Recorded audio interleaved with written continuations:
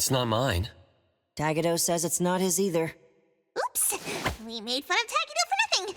Not his, not mine, not Sakiri's, not Adler's. Whose is this? It's taking up a lot of space. Some new antique? I don't think it's part of Hotori's collection. Huh? Wait, what's going on? About half an hour ago, when I returned to the shop, I saw a courier making a delivery. The package wasn't addressed to any person, just Eibon Antique Shop. I saw that she was in a hurry, so I simply gave my signature for the package. I may have made a mistake. Maybe Kiromaru learned how to shop online? Wait, check this out on Bagel. Oh, what is it? Let me see! Mysterious puppets and hetero. Performance art or terrible omen? Wait, doesn't this look just like the one in our shop? Are they from the same collection? What's going on? Seems that similar puppets appeared overnight in populated areas throughout Hetero. There are 5 of them so far. At first, people thought it was Giovanni's doing, some kind of puppet-themed art exhibition organized by the Dvorak's or something like that. Others thought it was a promotional event for Miss Ellie's puppet project 1,000 Faces, which has been trending.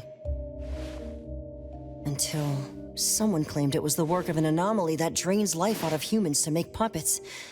That's when people started to take it seriously. OP claimed that one of his relatives was a victim, and if the anomaly isn't handled soon, Hetero will become a city of puppets. Is it really that bad? Mm-hmm. Anyway, people are afraid they'll be the next target, and more have been claiming that a certain puppet is someone they know, or even sharing close encounters with the anomaly. BAC has stepped in and urged citizens to exercise judgment, refrain from spreading rumors, and share relevant information to help the investigation. So, one our shop received is the 6th puppet? Wait, was the puppet still human not long ago? Maybe it's better to get JTF involved. I'll contact the Bureau. Can't even chill this morning. Not all of us can skip beauty sleep and still be beautiful like that woman.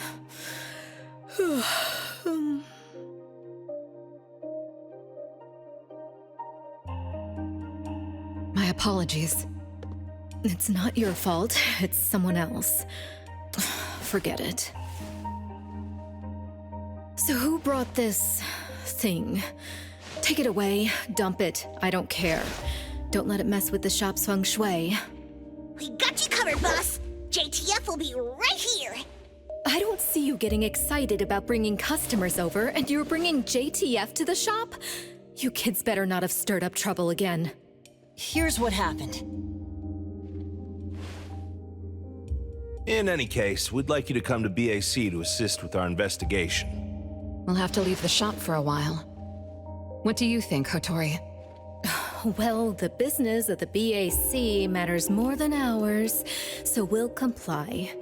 But the BAC will compensate for missed working hours for Precious, Daff, and me. Why am I included? Of course. The BAC will provide reasonable compensation for losses incurred from taking up your time. Boss, I want to come along too. There are no Misties to catch today. The shop isn't closing for the day. Someone needs to handle things until Adler gets back with groceries. Don't blow up the place while I'm gone. All right, you can count on us. Trust me.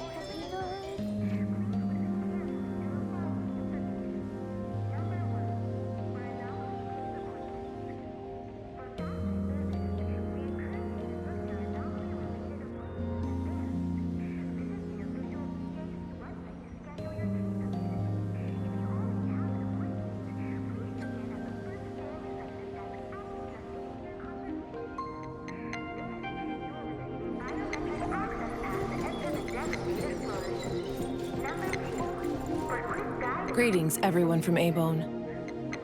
ETD-6 is taking over this case. I'll introduce you to the operation lead in a moment.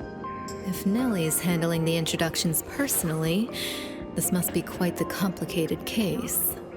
Since there's already online unrest, we decided to assign a team specializing in anomaly crimes and meme anomalies. Anomaly crimes?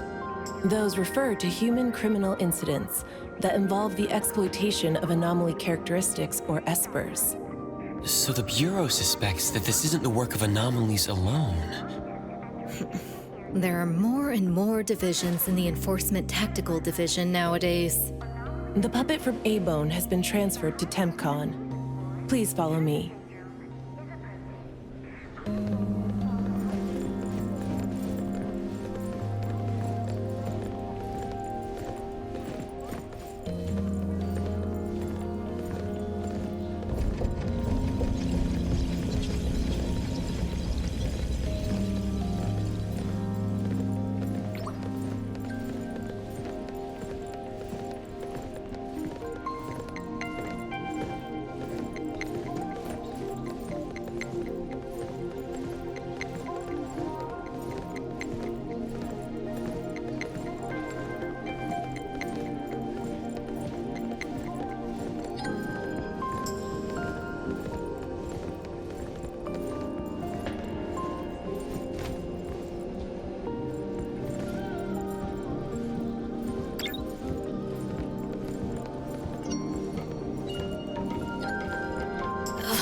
After so many years, the Bureau's shabby elevator is still so slow. Why wouldn't Alphard spend her budget to upgrade it? She hired so many new employees. Indeed, there have been many new hires after you left ETD. This is awkward.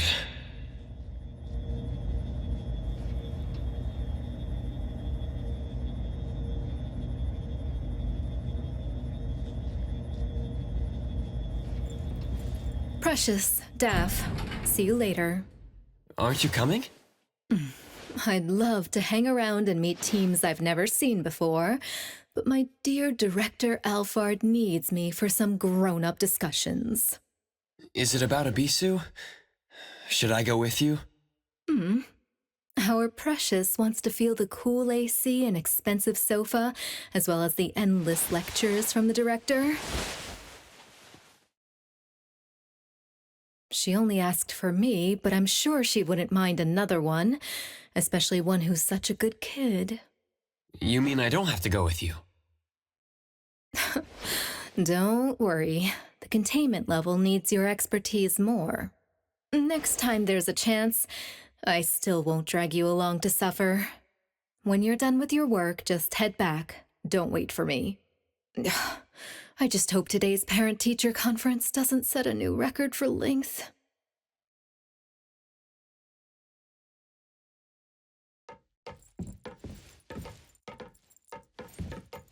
When I first came to the Bureau, Mint brought the anomaly to TempCon here, right?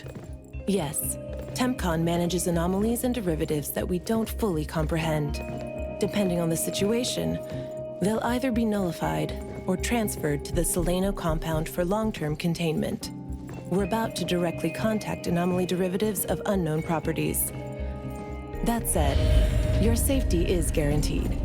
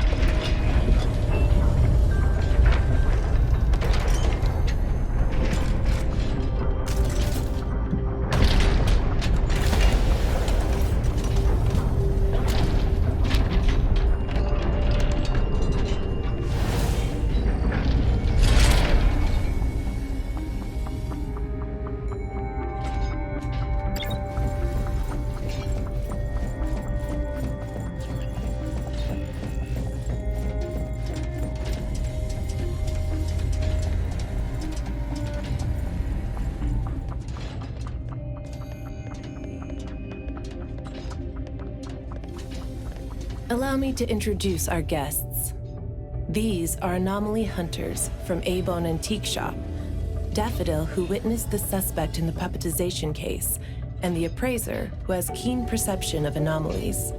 This is Chaos from ETD-6. Hi there. This is Lavinia, an operative from the Egosh Court. We'll be relying on the court's support for intel related to unknown anomalies.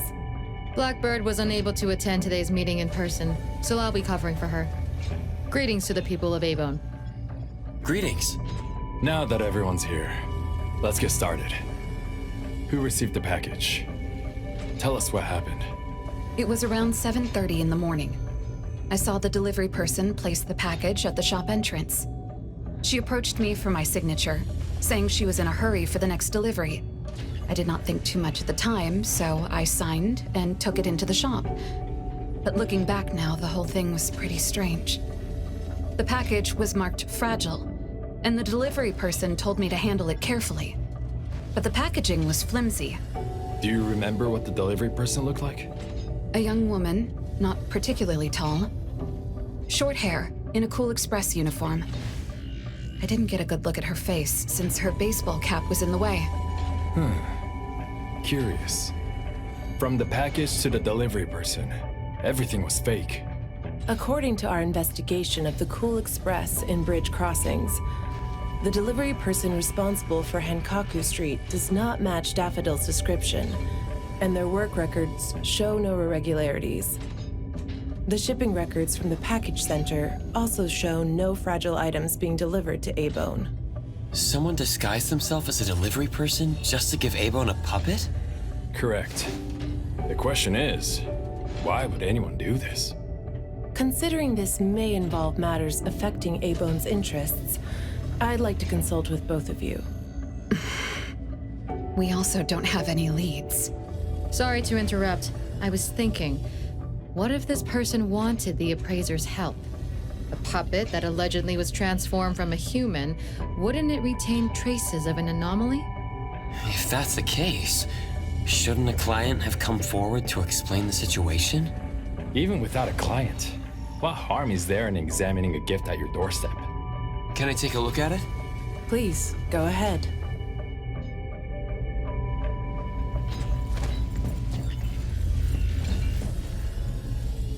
A puppet of a teenage boy who seems energetic.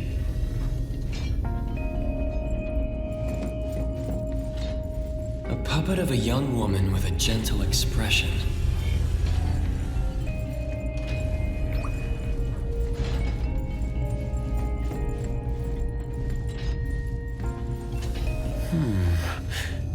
The cards in the pocket. The anomaly's aura seems to be coming from these cards. Bella. The red letters are names. And the number 0? All 6 puppets have a similar aura. It should be from the same anomaly or the same type of anomaly, but it's very faint. I think the puppets should be ordinary puppets. They were simply in proximity to an anomaly. But the black cards in the puppet's clothes. The cards are the derivatives, aren't they? Very likely.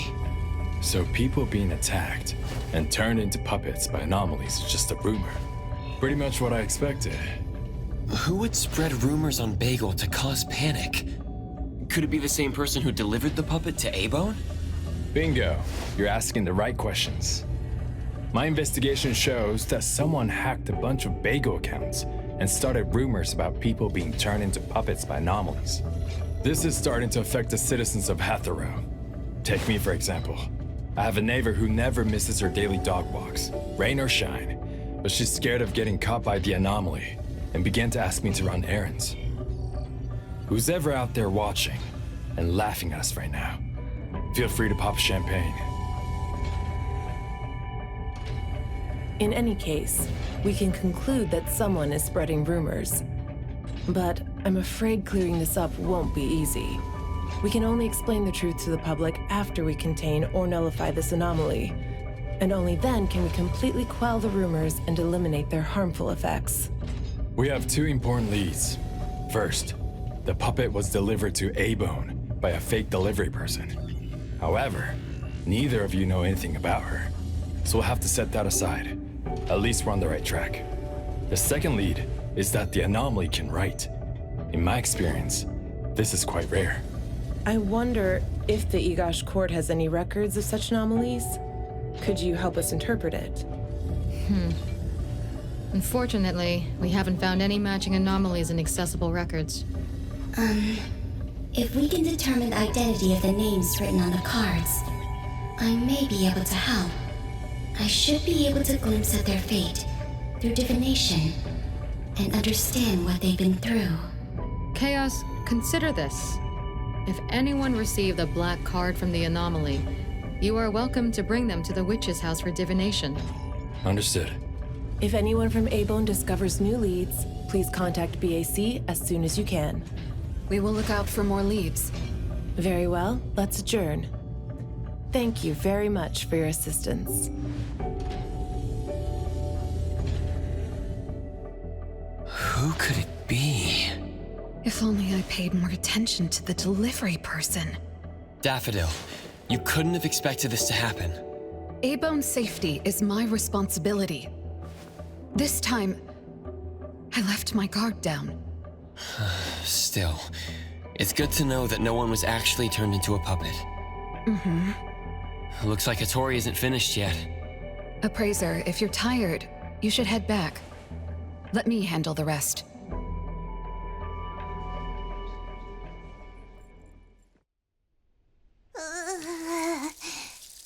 Natalie, are you okay?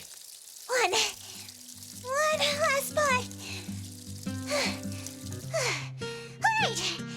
Natalie's special training of watering flowers and horse dance. Complete. Watering flowers in horse dance? I'm learning from my master. Integrate every bit of training into daily life, using the weight of the watering can to increase the training intensity. How's that? Pretty clever, right? Oh. I water flowers like a normal person.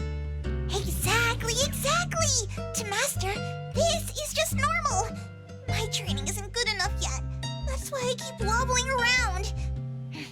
Just you wait and see how much I improve, master!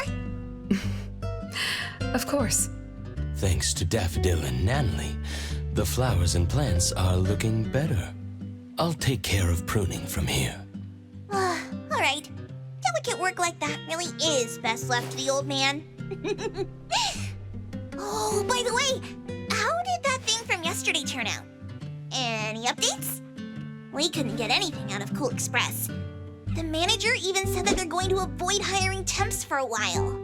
There goes one of my reliable side gigs. The Colucci's funds are running low. Oh, why do you think they're sending puppets to our place in Eibon? Could it be the anomaly is challenging the Colucci's? Was the puppet sent to deliver some kind of message? What message could that be? Like a coded message in Sin City Chronicles. This is some kind of hint. The hint is something that I, Beiji Daime, should definitely be able to figure out. If that's the case, shouldn't the recipient be you? Oh, you're right. Why does it only say Eibon? Could it be that I, Natalie Colucci, am not famous enough? If it only says Eibon, then who exactly is this hint for? Or could it be meant for all of us? We have a guest. Hello? Is this Eibon? Are you anomaly hunters? Welcome to Eibon. You must be here for an anomaly commission. Yes. What do I need to do? Do I sign a contract? Do I have to sign up for something? This must be your first time seeking help from anomaly hunters. Don't worry. Please, have a seat. These are Eibon's finest anomaly hunters. Feel free to share with them any troubles you have. I'll make some tea for you. Please, wait a moment. Okay. Sorry, I don't know how this works. If you don't mind, let us ask you some questions. That way we can help you figure out what you need. Okay, leave it to me. So, Have you encountered anything strange recently? What should I call you? Renée is good enough. I think. All right, Renée. What do you do for work? How's your day today? Did something weird suddenly mess up your routine? I'm a taxi driver. I start at 8 a.m. and finish at 8 p.m. For lunch, I grab something quick from a convenience store. After work, I go to Food First for a set meal. The weird thing is, for the past few days, every night at exactly 9 p.m., this strange guy in a cloak shows up and attacks me. Though he looks scary and hits me pretty hard, when his attacks land, I don't feel a thing. I just cover my head and let him attack me for about 10 minutes. Then he leaves. Well, I think he leaves. When I peek through my fingers, nobody was there. That's about it. Isn't this strange? He attacks you every day? Even if it's just a prank, that's messed up. Here's your tea. Thank you. Every night at exactly 9 o'clock? What kind of kink is that? Maybe it's like those guys from gangster movies who like to dress up scary to shake people down for money. They usually show up at the same time to establish an air of authority. Oh, I can't believe there's a lowlife like this on my turf! I'll have to talk some sense into him with my fists! But I don't remember owing anyone money. I did nothing to deserve harassment from this debt collector. He never says a word, just swings this huge scythe at me. It's terrifying. You don't feel any pain when he attacks. Could this be a hallucination? Or is this debt collecting some kind of anomaly activity? That makes perfect sense! Yes, it should be an anomaly, just like Fuka said. She told me to look for help at the Eibon antique shop. Who's Fuka? She's my friend. Well, more like my food buddy. Fuka said, it's definitely an anomaly, and the anomaly hunters from Eibon antique shop can help me. She recommended her shop? That's a first! Thanks to me, Natalie, the tiger of bridge crossings, Ichi-Daime of the Colucci family! Oh, I've made a name for ourselves. People are finally going out of their way to recommend us! Your friend knows what's going on. What else did she say? I'm not really sure. I just know that she said I should get your help as soon as possible.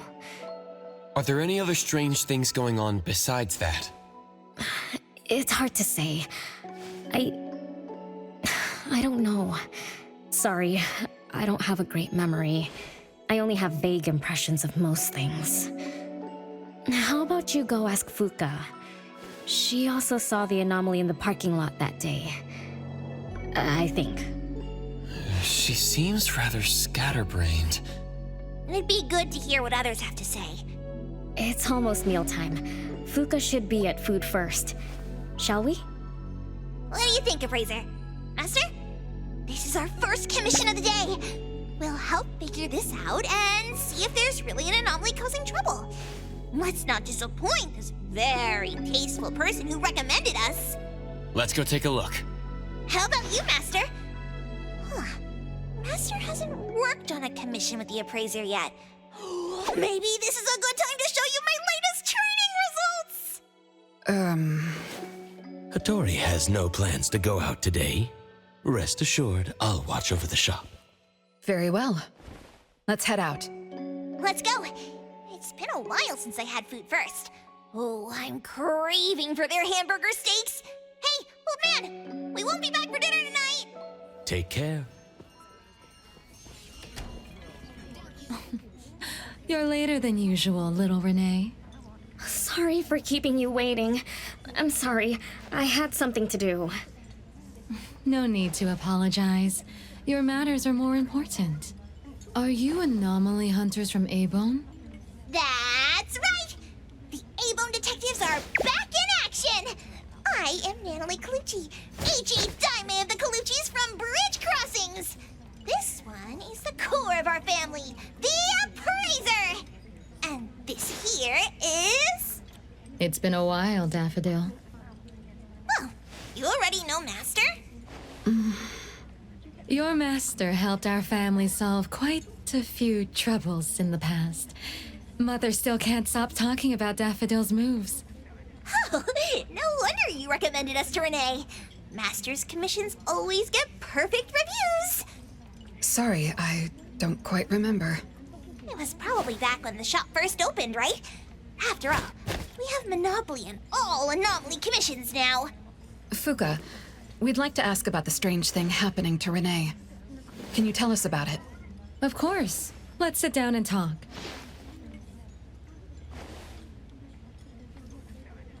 Two nights ago, little Renee and I finished dinner and were about to head home. She offered to give me a ride, so we walked to the parking lot together. That's when we encountered this cloaked person. Cloaked person? Didn't little Renee tell you about it? The anomaly she saw was a strange figure that looked like someone wearing a cloak. Oh, did I really say that? You little scatterbrain, forgetting what you said again. I'm sorry. No need to apologize. But to be honest, I don't know what this so-called cloaked person actually looks like. You don't know? Weren't you there? I was. Renee was walking me to her car, but halfway there, she suddenly crouched down, trembling all over, looking panicked like she was hiding from someone. I asked her what was wrong, but she couldn't answer. She just kept muttering things like, "Don't hit me." Nobody else was around, let alone anyone hitting her. So you didn't actually see the anomaly attack Renee? I did see her curled up on the ground, but I definitely didn't see the cloaked person she described. After about 10 minutes, the kiddo just stood up and asked me to follow her to the car, acting like nothing had happened. Isn't that strange? Are you sure this isn't some hallucination? Like, maybe she ate some weird shroom at dinner or something? I thought she was hallucinating at first, but on the way home, she told me that this weird thing happens every night at 9 p.m. It didn't sound like she was lying. Not a hallucination, only she can see it. Harasses her every night at the same time. With something this bizarre, it's gotta be an anomaly causing trouble. So, any leads yet? Hunters from Eibon? I see. Can I ask one more question? Of course, Daffodil. When Renee was clearly unwell, why didn't you contact a doctor? That's right. She acts like she's nice, but when her friend was in trouble, she didn't seem to be concerned or help her. Well, I was worried something might be wrong with her, so I told her to go to the hospital. But the girl insisted she was fine. So I just let her be. You also suggested that she should seek help from Eibon. That's because I later realized Renee must have gotten herself into trouble with some anomaly. So I thought of you. Wouldn't it be better if you experts helped her, instead of having an amateur like me mess around? Daffodil, you may be thorough, but you always get obsessed with details. Same old habits. I'm the one who told Fuka that I was okay. Really, I'm fine. It didn't hurt at all. It's just that the anomaly was scary. Thanks to Fuka for explaining everything that happened. I'm not so good at that. I feel like I don't really know what's going on. We've been talking for so long, we almost skipped dinner. I'll buy everyone food tonight. Take a look at the menu. What do you want, Fuka? Same as usual. Spicy chicken cutlet curry rice. I'll have the same. I don't know about the other stuff at this place, but I like the spicy chicken rice, since it doesn't have those gross green peas. What about you, Nenali and Appraiser? Go ahead and order something you like. We'll gladly take the offer.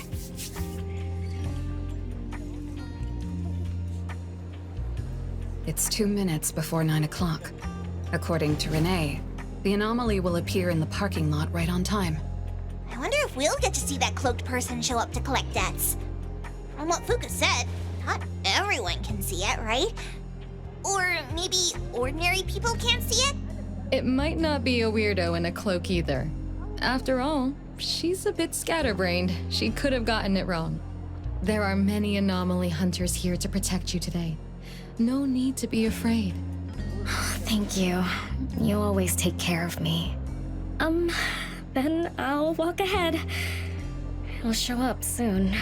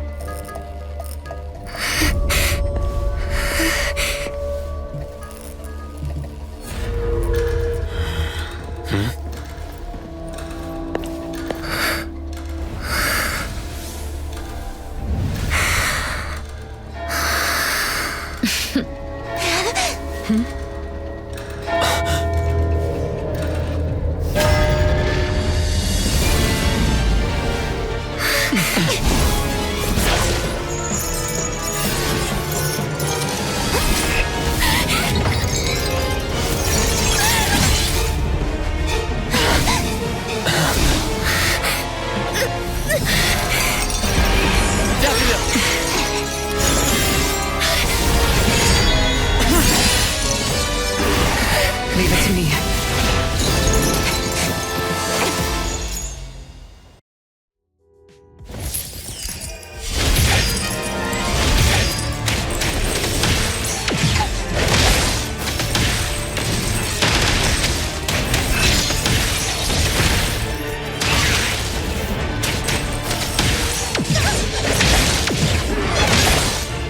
I will see through the nexus.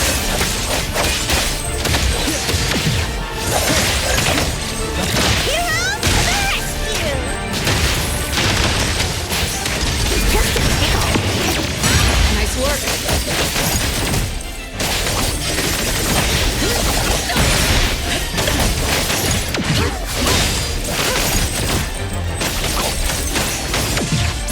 Your moves are sloppy. No problem. Start coming.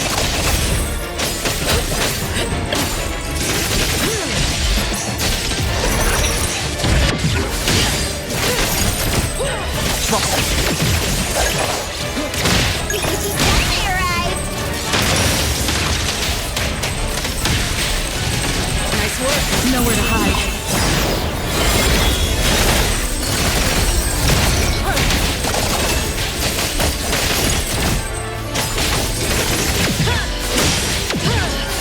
Let me take it.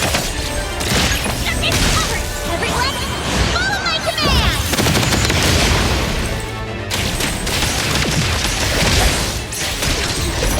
Wait!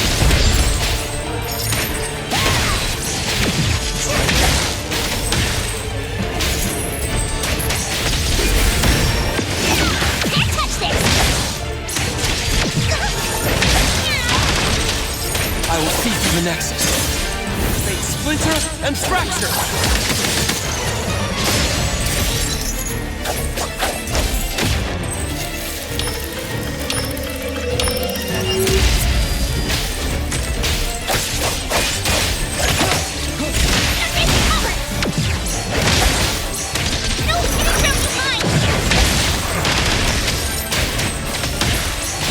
Just warming up!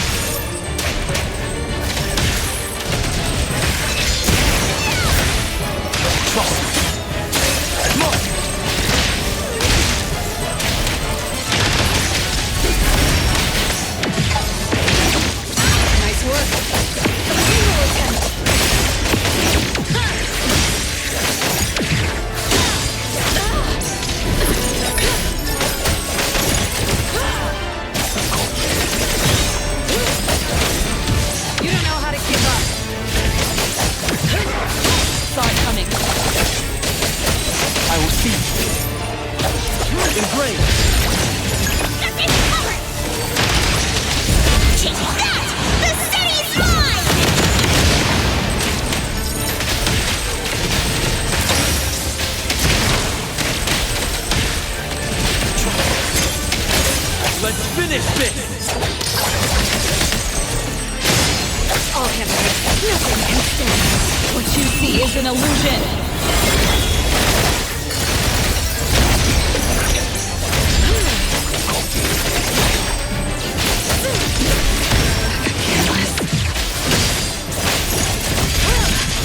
No problem.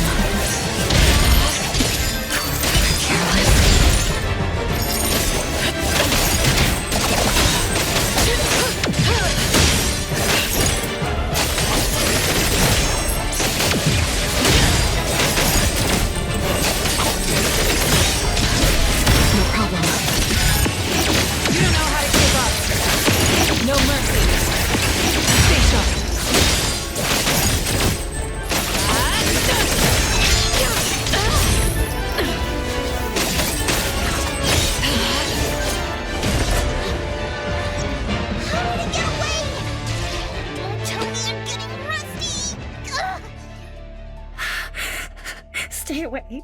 Stay away from me! Are you okay? Don't worry, I drove away that debt collector. Everything's okay now. Did the anomaly drop that thing on the floor? Renée. And a series of numbers on the back.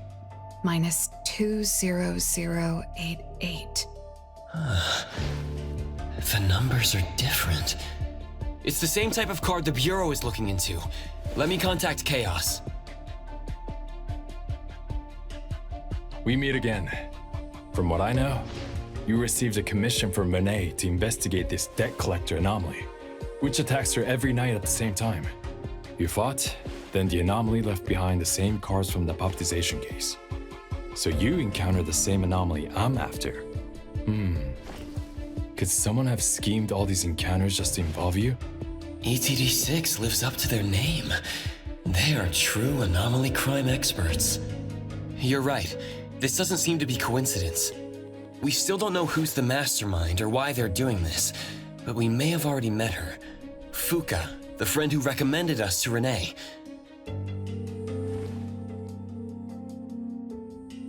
Wait, she was here just a moment ago.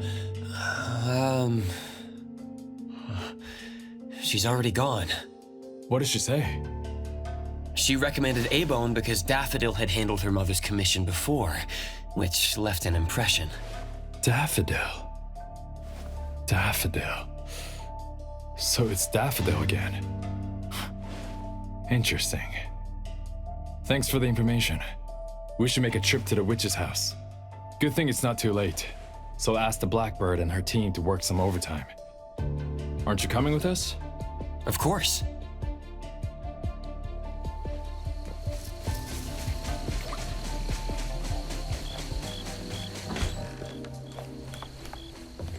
Greetings.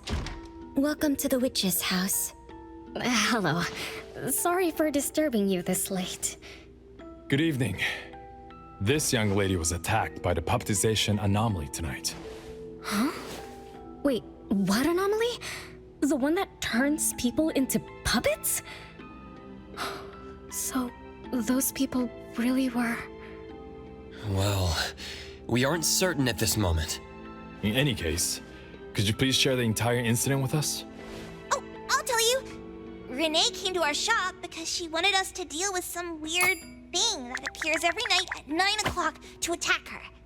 We were escorting Renée to the parking lot of Food First, and at exactly 9 o'clock, there was a poof, and a wild debt collector appeared. We don't know its real name. Nannely's been calling it the debt collector. That's right. It was swinging a huge scythe at Renée. I don't know if my eyes were playing tricks, but the scythe went through Renée's body. I was worried. I think I saw that too. Luckily, the appraiser blocked its weapon. Then, they started going at it, trading blows and stuff. But the fight didn't last long. Oh, I was just getting started when he ran off. Do any of you remember how long the fight lasted? 10 minutes sharp. And afterwards, did you discover that the anomaly left the same kind of card for Renée? We did.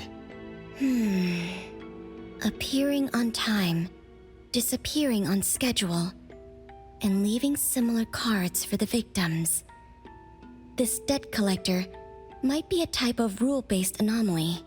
Rule-based anomalies usually follow predictable patterns. They also have a complete set of rules in their domains. For example, if any of you were to enter the anomalous realm it creates, you wouldn't be able to get out easily. Instead, you'd have to follow its rules. Some rule-based anomalies symbolize rules themselves. You can think of them as the manifestation of rules. Others have some kind of goal. In such cases, nullification is extremely difficult, and conventional containment methods have proved ineffective. No wonder it got away. Is Abisu's security anomaly also a rule-based one? Nantani is its name, right? It is. So, the key is to understand the rules and master them before we can nullify or use them to our advantage. And someone beat us to it. Figured out the debt collector's rules, set up the whole thing. The next questions are, why target Renée? And what do the numbers on Renée's card mean? Why is the message left for Renée different from the others? Another annoying puzzle. If only Nietzsche were here. I could do a divination for Renée. Maybe we can find something. That's a surprise. I've never had a divination before. Is there anything I need to do? Just relax and close your eyes now.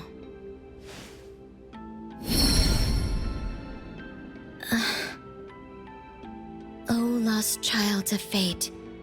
Your tomorrow is trapped in blankness. Wait, what? What trap? What blankness? I thought divination is about tomorrow being lucky or a sunny day. Oh. Your fate is rather unusual. I'm afraid I can't give you further interpretations. But I once performed a divination for another woman with the same result. You might share similar fates. Her name was Dolores, head of the Constantine family. She was tired of her life, saying she was never truly alive. Yesterday, today, tomorrow, each day was equally empty and void of meaning. I think that was because she lived for far too long. Uh-huh. She lived for a very, very long time? They say that Lady Dolores is an immortal with eternal youth, that she made a deal with the devil for unlimited lifespan at a huge price. However, eternal life can be a curse, and the Constantine family met their demise decades ago. That was when most people didn't know about anomalies. People simply believed in curses. From what we know now, she was either a long-lived Esper, or she made a contract with an anomaly. Lady Dolores told me that she is one without heart, which is the truth about the curse of immortality. No heart, no bonds, no attachments. Alone, her memories of the past grew dim through the years. Neither does she pay attention to anything happening around her. All she had was a numb void, but she still yearned for lasting companionship and loyalty. So she sought divination from me to find a way to change things. Perhaps because her future extended indefinitely, with no end in sight. All I could see was blankness. Were you able to help her make a change? If I remember correctly, I told her, if you want something, you must first give. I'm not sure if this helped her, but I remember her face when she left. She seemed more at ease. Both that lady's divination and mine resulted in blankness. Maybe that advice applies to me too? It's just a reference. You could see it as a fun story. It's enlightening, but it doesn't help much with the issue at hand. It's getting late. Let's call it a night. Thanks for all your help. Miss, let me escort you home. Okay. Thank you, Chaos. Blackbird, Thank you for your time. We'll head back now.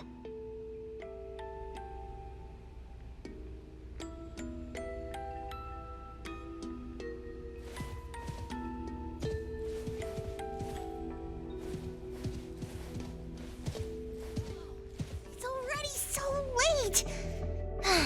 Today was a lot of work without a lot of results, huh? A rule-based anomaly, weird messages on a card, and some story from way, way back. There seem to be a lot of clues, but there isn't a way to connect them together. They must be related. What could be the missing link?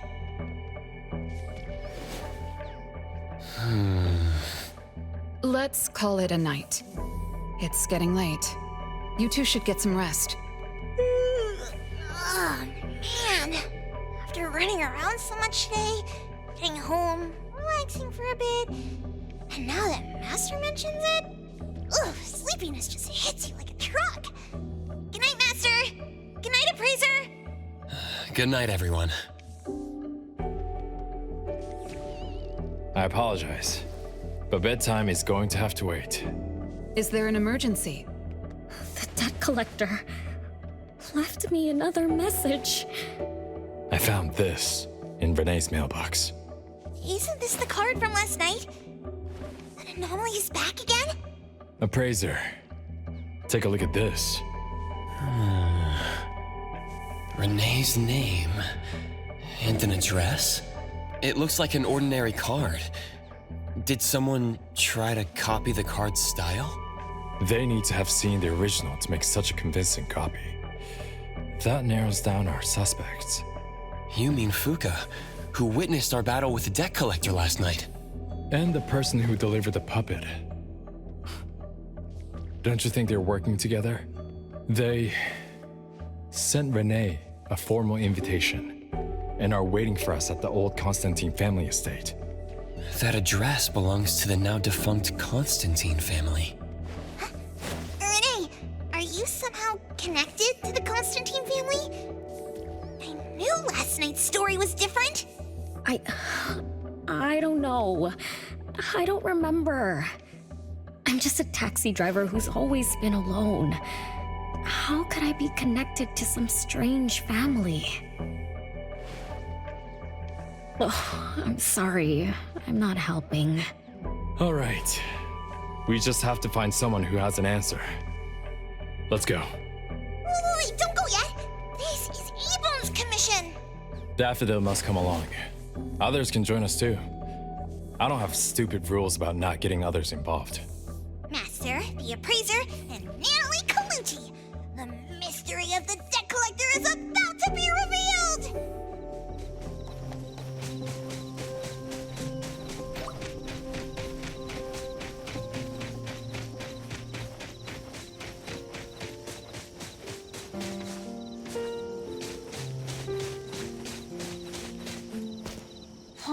There's nothing here except for some skinny cricket tree. How is there nothing else? Was there really a big mansion here before? It's a cherry blossom tree. I didn't notice before, but wow. It's grown so tall already. The branches might be thin, but they're sturdy. Natalie, do you want to climb it? Me? Climb the tree? Now? Let me see if there's a good angle to climb.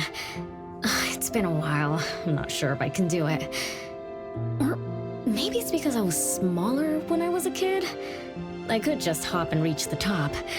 But now... maybe it's better not to try. Why are you all looking at me? I'm sorry. My bad. This isn't the time to be fooling around. Let's have a climbing competition after we solve the mystery. Let's get back to the case.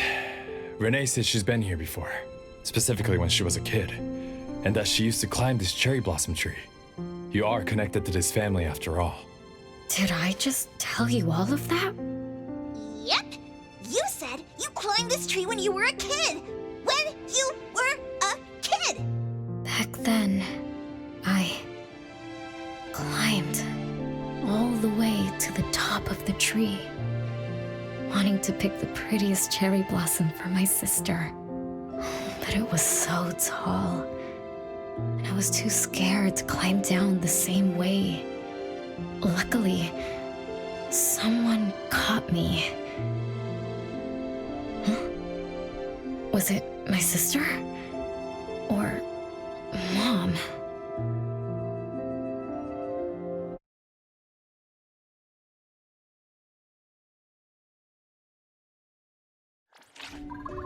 Ow! That hurts! Renée, are you okay? My head hurts, but my limbs are where they should be. What about you, Appraiser? I'm okay too. Where are we? What just happened?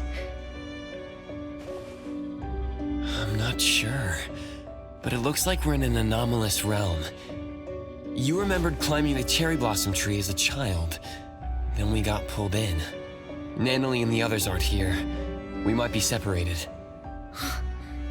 This is my fault. I'm so sorry. I had no idea this would happen. No worries. It's not your fault.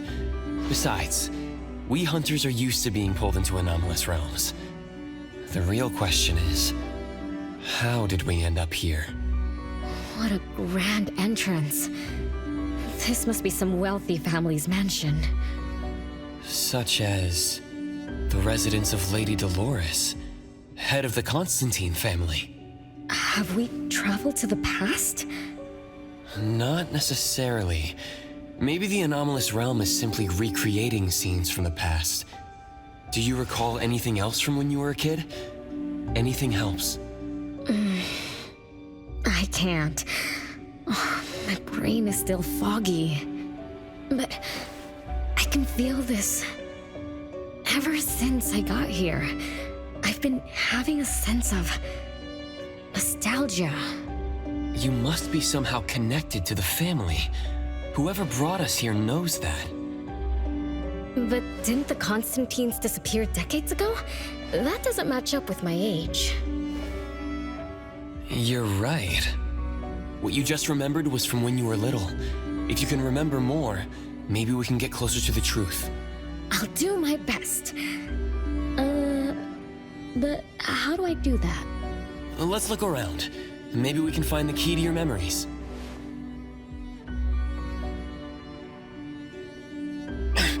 Strange. It won't budge. I'm feeling rather shut out. Is this really a door? It feels so strange. Maybe it needs to be opened from the other side? Maybe. Let's check over there.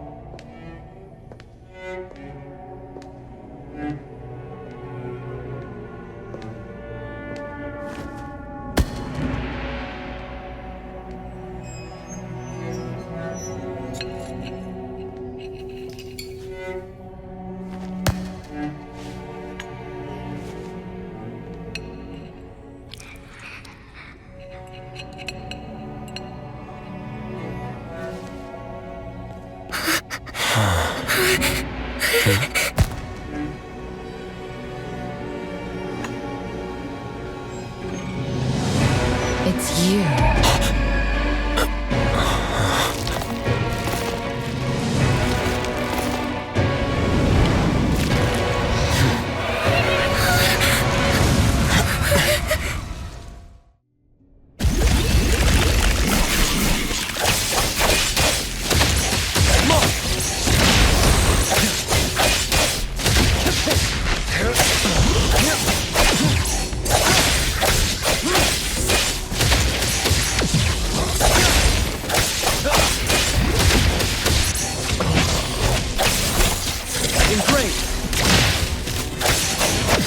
not difficult.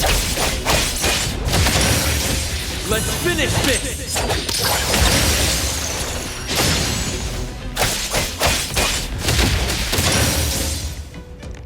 What was that just now? Something from the past? A family sitting around the table getting ready for a meal. Is this space replaying events from the past? How strange. It's like watching a movie. That's called a reenactment of the past. But did I just upset them? They don't seem too happy to see me. Don't worry about that. Anything can happen in an anomalous realm. In fact, hostile anomalies are rather common. Do you have memories of what we just saw? It somehow feels familiar. Especially with the person who lit the candle. But, I'm not sure. That lady... If she's from a memory, how could she make eye contact with us who are in the present? Am I just overthinking? 1 o'clock? It's 1 o'clock already? Bell chimes?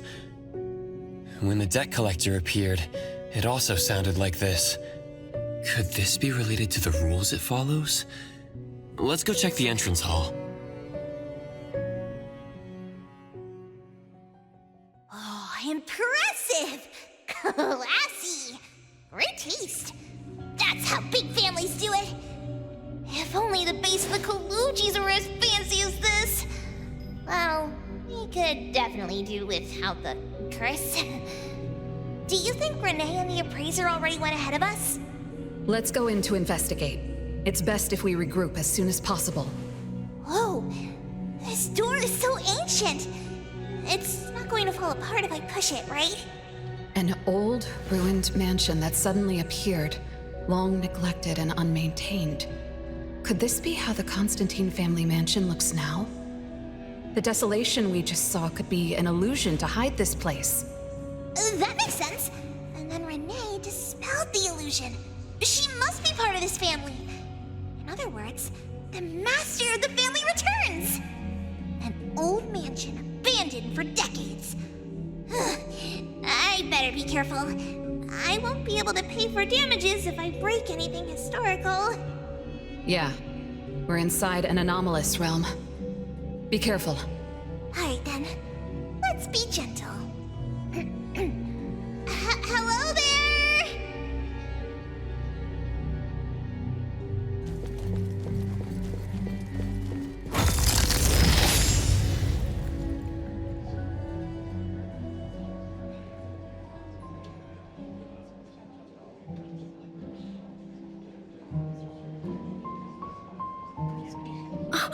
It's that lady from before.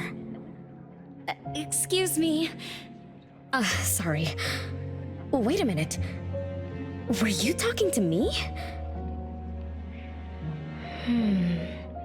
She just walked away without responding.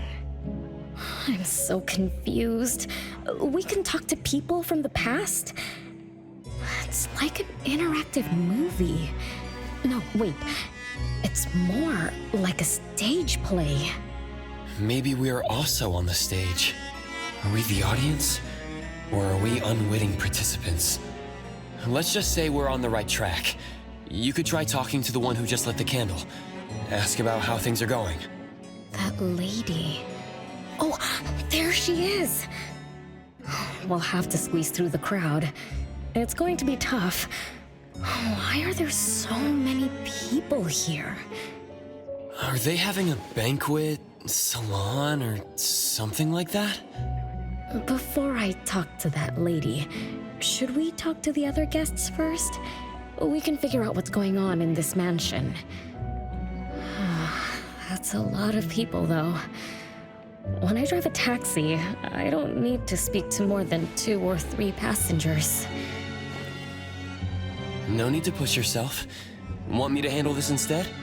Appraiser, you've done a lot for me. I have to step up. Besides, this is the first time I want to figure things out. These are probably things I never should have forgotten.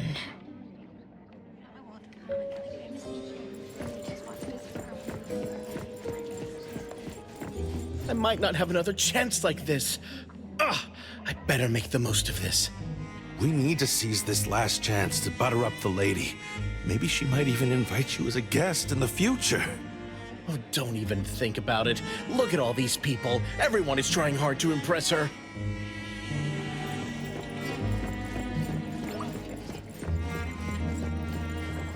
Which family does that young girl with the white hair belong to?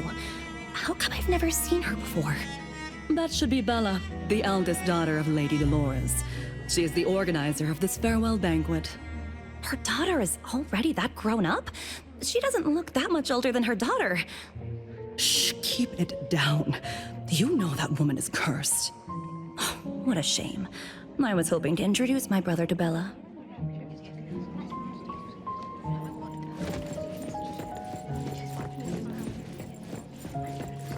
The salon has been running just fine. Why is it getting cancelled? Apparently the lady wants to focus on family affairs, so she's withdrawing from the social circles of the nobility. Ah, such a shame. Dolores has an amazing chef and the finest wine I have ever had the honor to taste.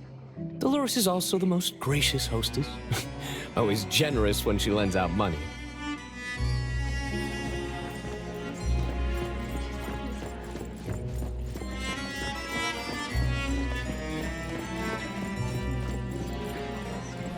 That woman is finally stepping down from the stage.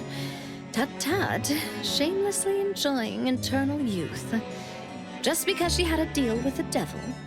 Look at this mansion. Look at all these treasures. Who knows how much wealth she's swindled over however long she's been alive. This is my last chance to find her source of immortality. The salon ends at 3 o'clock. Look at what time it is already. What's taking those useless guys so long to make a move? I told you, those so-called exorcists you hired are nothing but frauds. You better give up on your delusions. My brain is getting fried from what the guests are saying. So many conversations. So many faces. So many names. Let me think. Bella. That sounds familiar. Very familiar. Extremely familiar. Oh, that feeling is back again. It's just hearing that name brings up this nostalgia. One of the puppets recovered by the BAC is also called Bella. Can this be a coincidence? What do you think? You said the BAC found cards in the pockets of the puppets, and those cards were similar to the one I got. That means I'm connected to the puppets. By the way, Lady Dolores' daughter, whom we just met, also gave me this feeling of nostalgia. I guess I'm really connected to this strange family. Did you remember something? Could I have been their driver? I'm pretty confident in my driving skills. No? Why don't we find Bella and ask for confirmation? That's a good idea. I want to talk to her, too.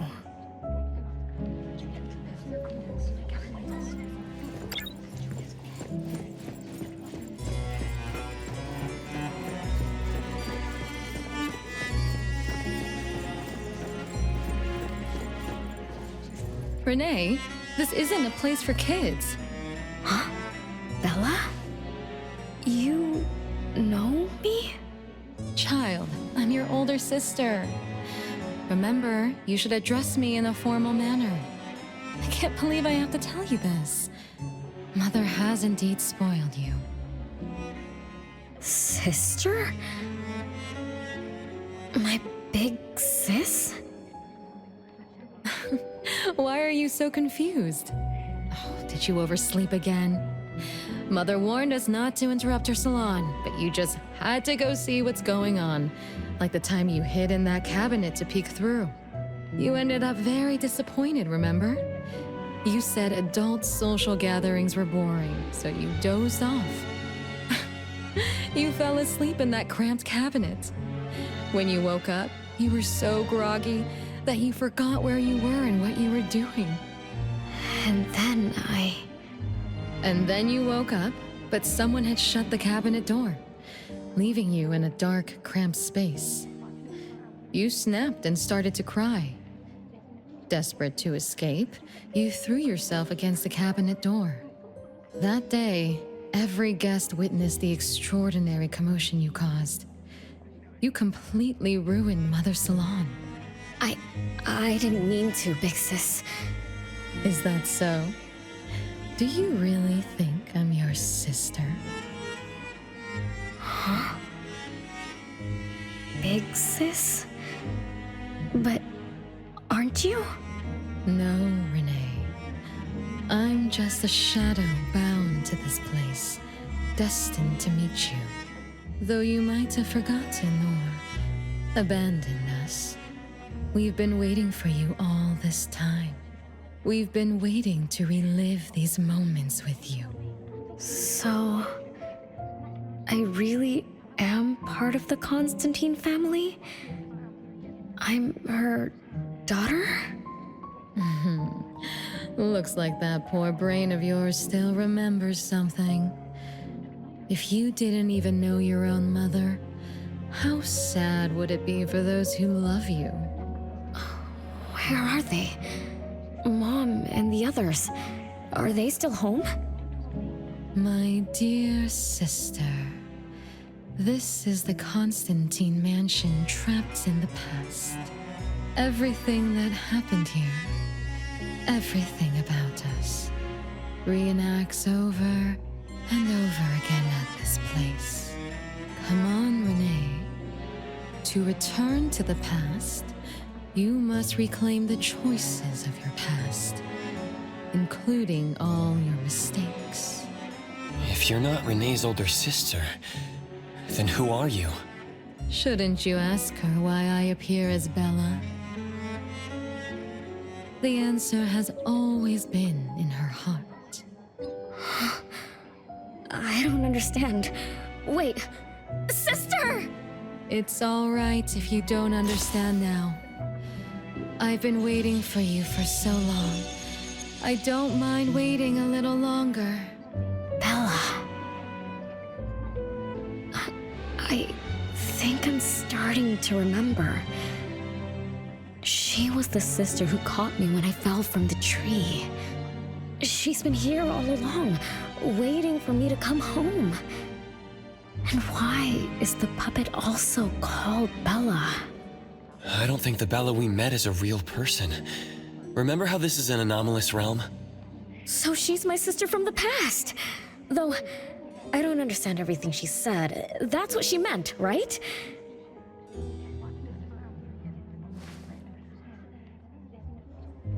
Then I really am part of this family. Didn't this family disappear over 50 years ago? How could I... How about we ask Lady Dolores? My mom?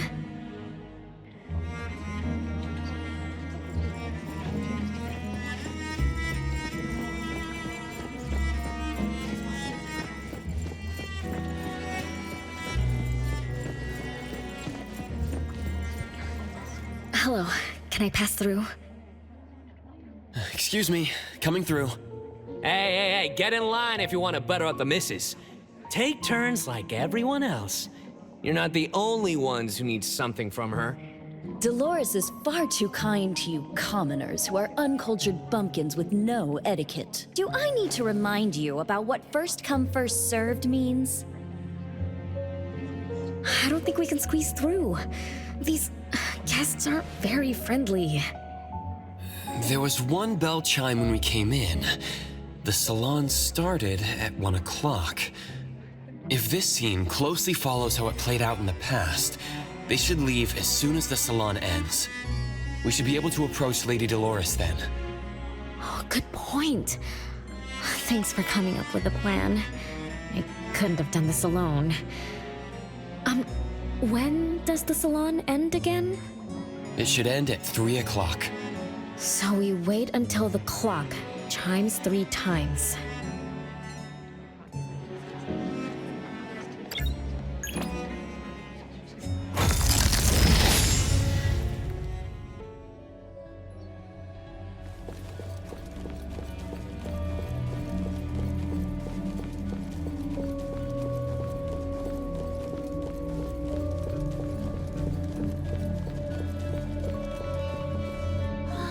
What a beautiful clock!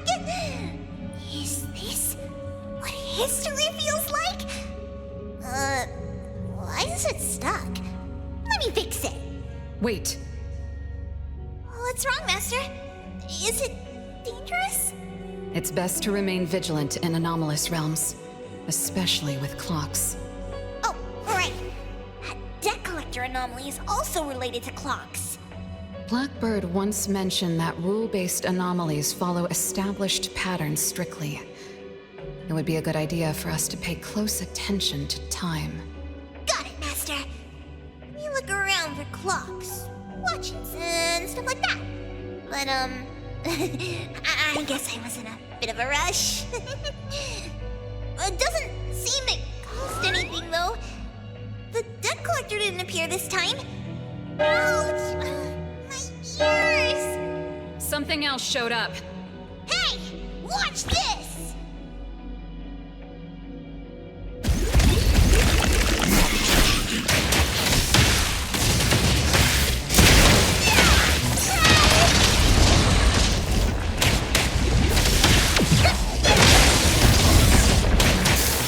Nice work.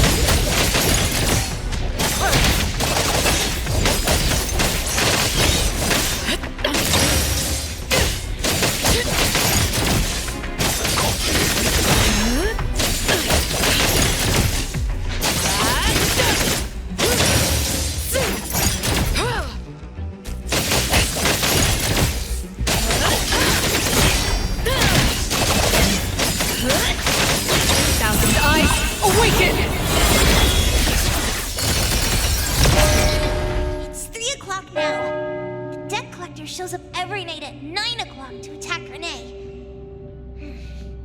Until then, let's try to figure out what rules the debt collector follows.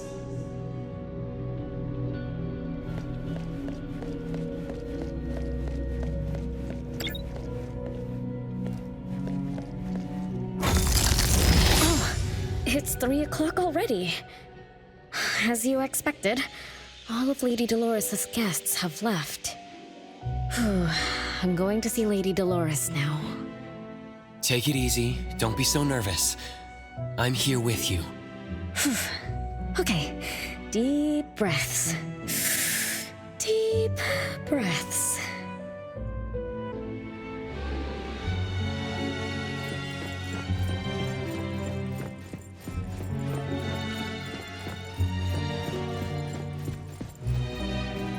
Lady Dolores. Renée, my dearest little daughter, come here to Mama. No need to hide anymore. The troublesome people are all gone now. Mom? Are you angry with me? I was too naughty. I hope I didn't interrupt your salon. Angry? How could I be? I just didn't want you to see those people too early. To witness the greed, foolishness, and ugliness of those who long for so-called immortality. Are you talking about the people who were just around you? My little petal, they must have frightened you. I promise nothing like this will ever happen again. This pathetic charade will soon be over. Mom, you've always hated the salons? Feelings of love or hate didn't matter at first. I simply had to run the salons. I had to use these connections to reverse the decline of the Constantine family. Besides, I don't even remember all the little things. But even though my goal was fulfilled long ago, these salons kept going, one after another. Perhaps they weren't the only greedy ones. I was too. I was too young and too foolish. I mistakenly thought gathering them under this roof could bring me some comfort. However, they were nothing but a bunch who envied the family's reputation, coveted the wealth in this mansion, and lusted for so-called eternity. After a while, I came to see them as nothing more than greedy beasts, scrambling for scraps and pandering jesters making fools of themselves. I guess they sufficed as entertainment. I don't get it. It's okay if you don't understand. Mother promises that you, my little petal, will never need to understand this. These troubles will never bother you again. Mom, are you not hosting salons anymore? Whatever I sought in those salons was a mistake from the start. I must correct this mistake. And the catalyst for that change is you, my dear. My little petal. Family is what matters most. You are the most precious gift in my life, as well as the very source of meaning in my stagnant existence. Whatever time we have left, we must treasure every moment together. From now on, as long as I'm with you, as long as our family lives together in harmony, a moment of happiness with family is worth more than an eternity in solitude, even if it's just for a brief moment. Mom, wait! Little Renée, what would you choose between an eternity in solitude or a moment of happiness? Big Sis! You appeared out of nowhere. That was spooky. Oh, wait. What did Mom mean? And the rumors about the family. Is Mom cursed with eternal life? But how can eternal life be a curse? Isn't it great to live forever? So that's your answer. Well, having something is better than having nothing, and having more is better than having less. Right? Like, if you have endless time, couldn't you do as many things as you wanted? If I had eternal life, I wouldn't know what I wanted. And I wouldn't know what I could do. I wouldn't even remember what I've ever done. This is my life right now. All this time. What have I been living for? Days with nothing to do. With no meaning. And with no end in sight. So that's why it's a curse. Poor Petal. It seems that even after forgetting us, you still haven't found what you desired. Or was the kind of happiness you were looking for nothing but drifting through life in a daze, barely conscious? No, I didn't forget you on purpose, Big Sis. It's not like that. Little one, you self-contradict and don't act as you say. But I believe you, because you've already paid the price. Just like your first answer, you made a choice before. That choice allowed you to return here by yourself, but it also made you forget everything, including us. You're saying Renée chose eternal life, like Lady Dolores. What do you mean? Me? Eternal life? No way. Did I? But what about you, Big Sis? Mom?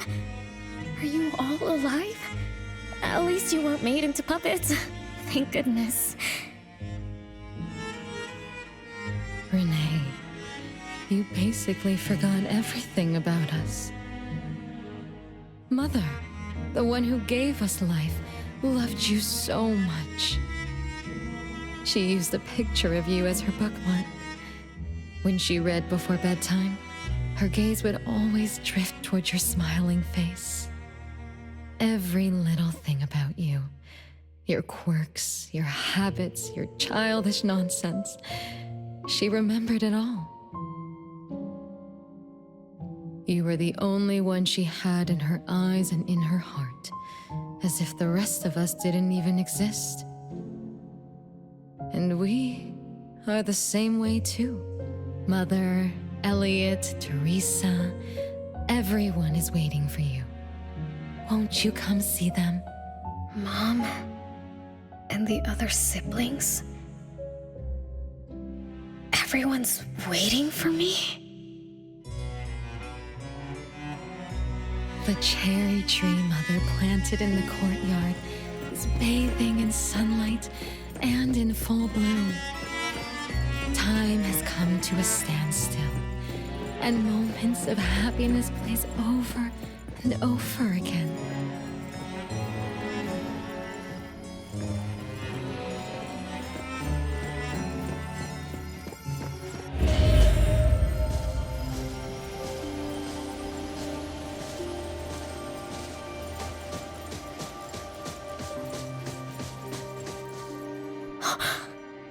It's the same tree from before.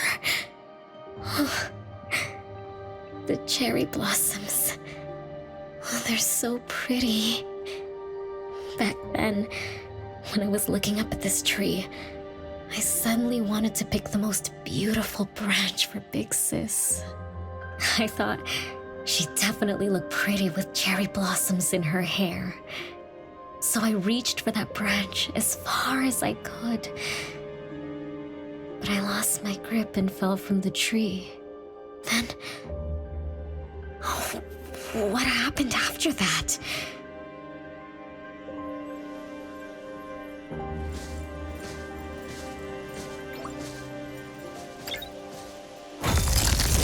This is the crooked tree we saw when we first got here. The flowers have withered. Just like the fate of the Dolores family. Be careful. Looks like we're not the only ones here for the flowers.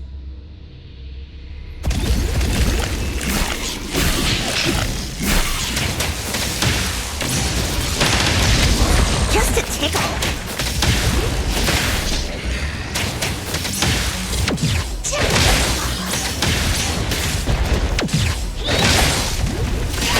Just warming up. Can't touch this.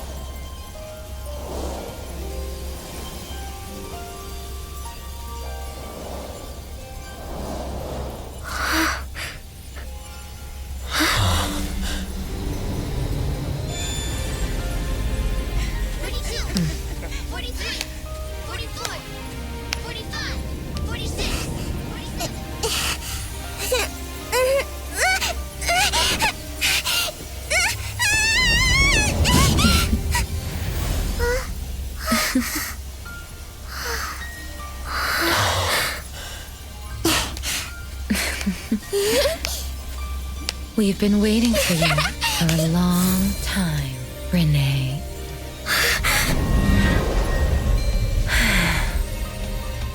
Do you remember the reason we were born and the purpose we must serve?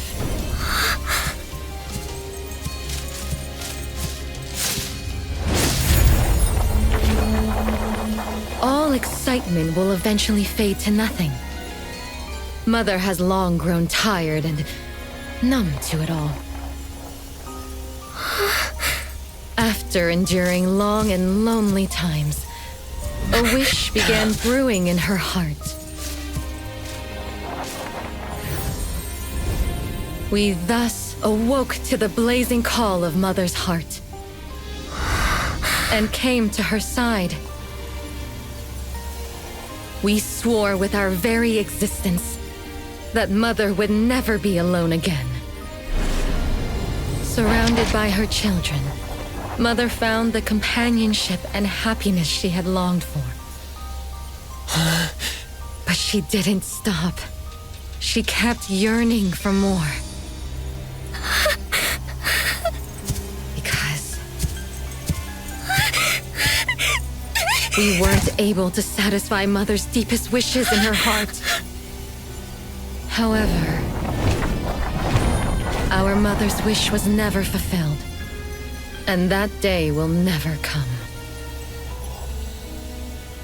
The last child to wake up, the most beloved of all, brought nothing to Mother and this family but curses, betrayal, and destruction.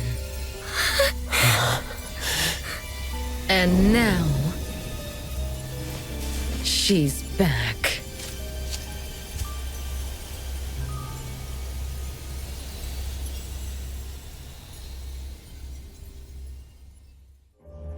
Do you remember about the time our family spent here? From the very beginning, we were just wooden puppets sleeping in Mother's box.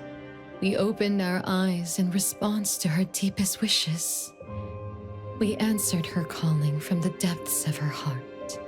Teresa, Elliot, Yvette. One by one, the children woke up and gave everything they got to put a smile on Mother's face. Those names are the same as the puppets found by the Bureau. This was Mother's miracle. She gave life to the wooden bodies of her puppet children. All of us shared Mother's gift of eternity. In return, we brought her laughter and companionship. The happy times seemed to last forever, but Mother still felt lonely. She was still yearning for more. As long as Mother's wish remained unfulfilled, more children would continue to come to her side.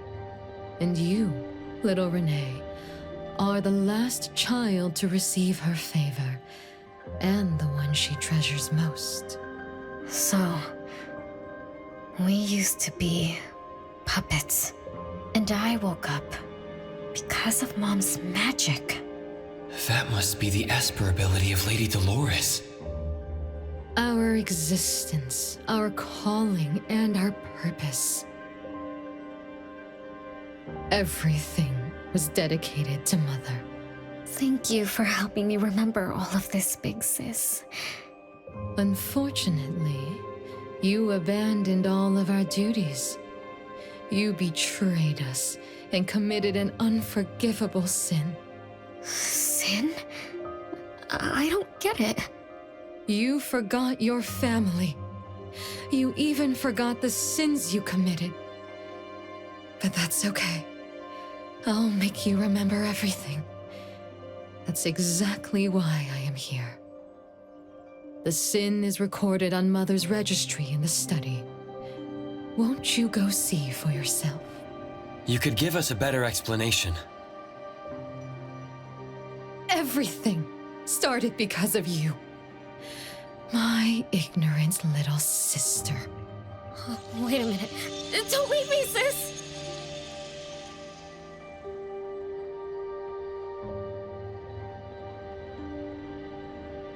Renée, you're remembering something, right? Just like what Bella said, we're all puppets that woke up in response to Mom's wishes. We exist to keep Mom company. I remember many, many things now. I had tea with my siblings. We also played hide and seek at home. But Mom, our beloved Mom, where is she now? Why am I the only one alive by myself? Where did they all go? We'll have to check the study.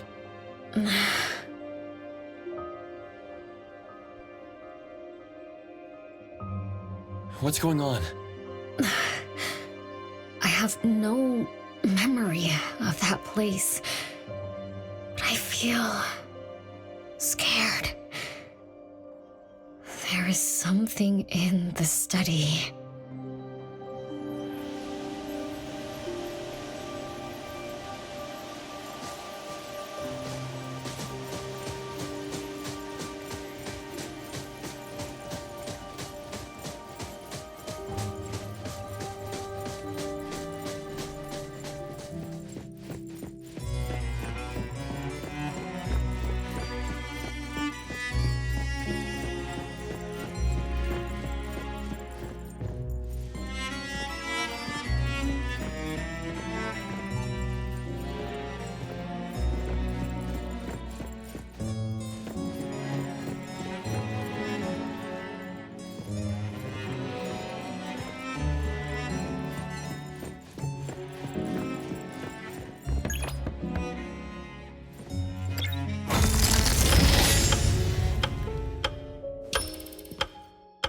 No way a crappy door can stop Master and the Ichidaime!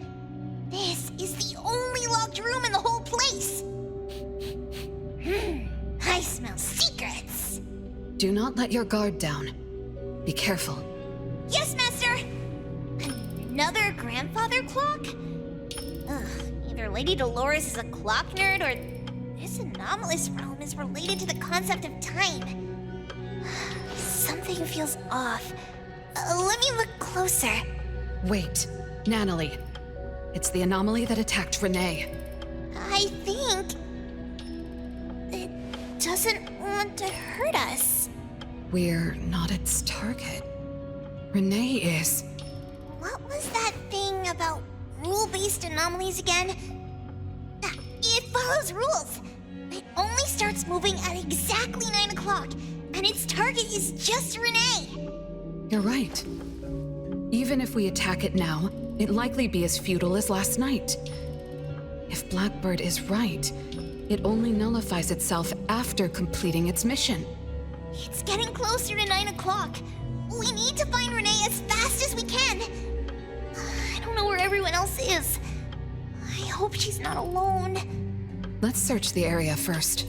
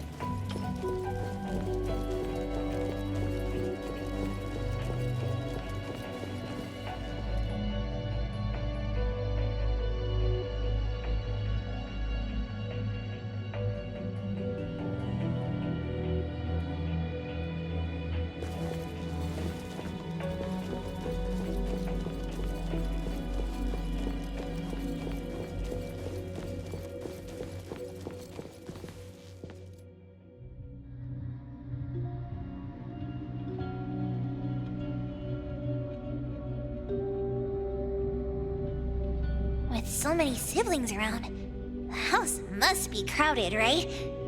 I wonder what it's like, playing and messing around with them every day. Master, do you have any siblings? Yes, and no. I did once live in a garden with many sisters, but none of us were related by blood. Huh? If you're not related at all, why did you have to live together?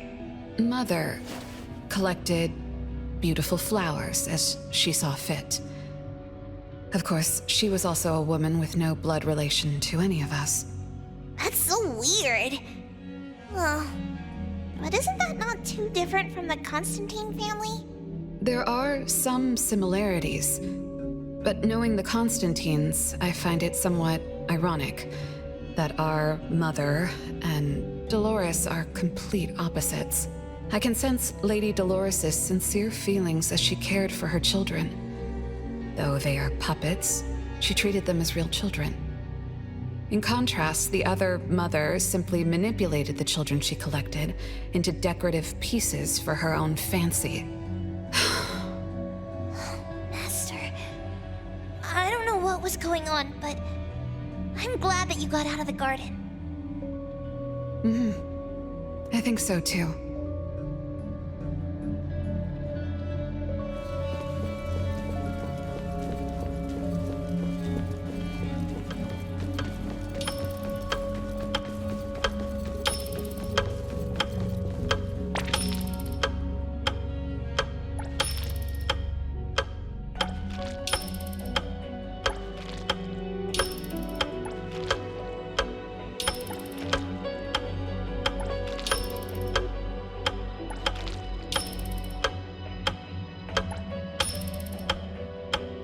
Chances are, Lady Dolores has met her demise. Only Renee's number is different.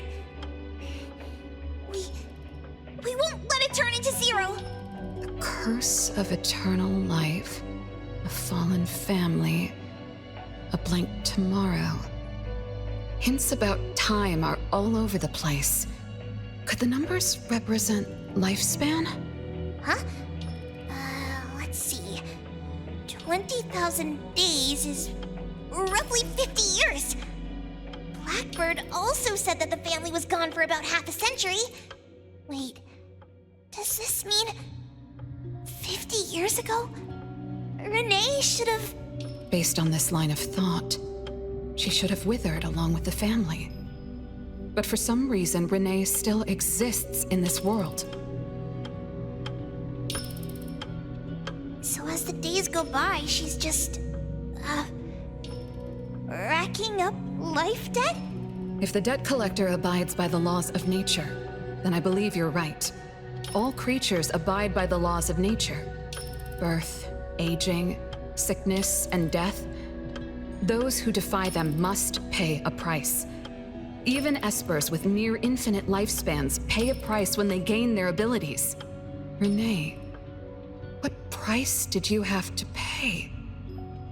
Why did your life freeze 50 years ago, instead of reach its end? The debt collector must be hunting you because the laws of nature require your removal.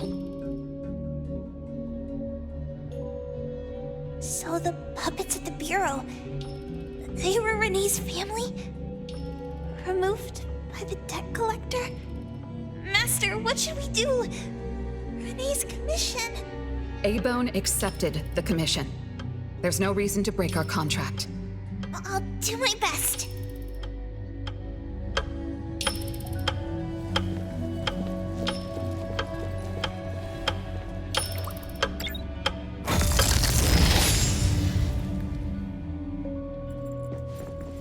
You know?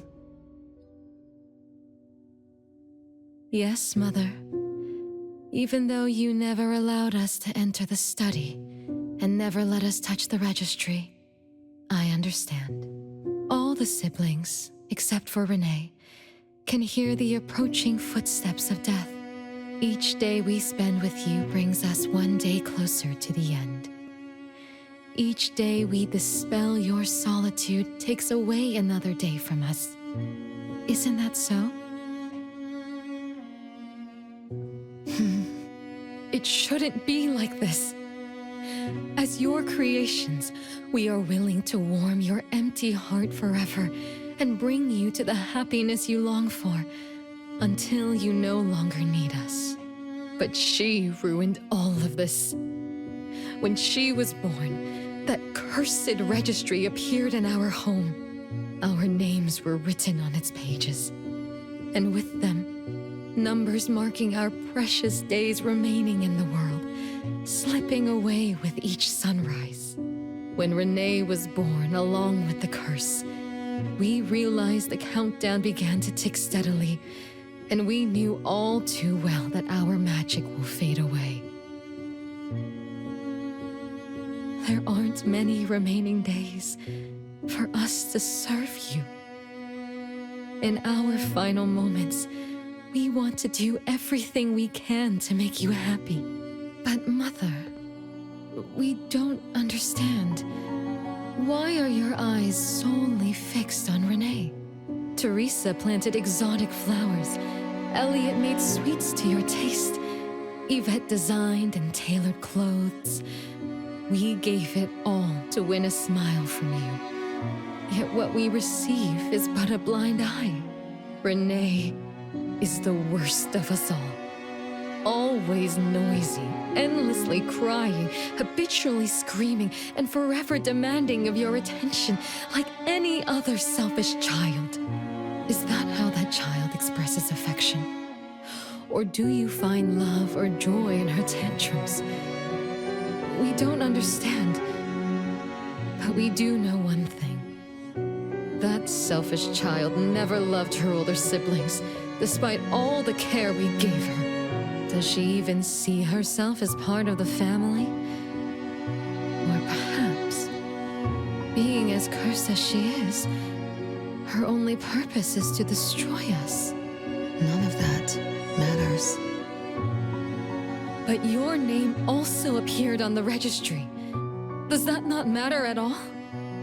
The youngest daughter that you love most declared the end of your life. Because of our existence, the numbers on the registry representing your life are depleting. When the numbers reach 0, we will fall asleep with nothing left but gratitude.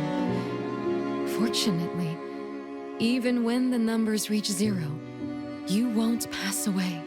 You were long banished from this world by that thing. You have never lived in the present.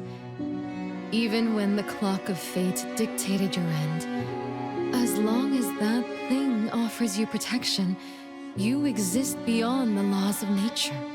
Yesterdays, todays, and countless tomorrows are all but the present to you, as you were forever frozen at that moment that thing took effect. Beyond that point, time no longer works on you. In the endless nightmares she brought upon us, this is the only thing we are thankful for. The malicious curse will never harm you. But even so, I won't forgive that child. Ever. Bella, managing family affairs has drained you. I'm tired too. Doesn't someone need to spend time with that child later? I understand. As you wish, Mother.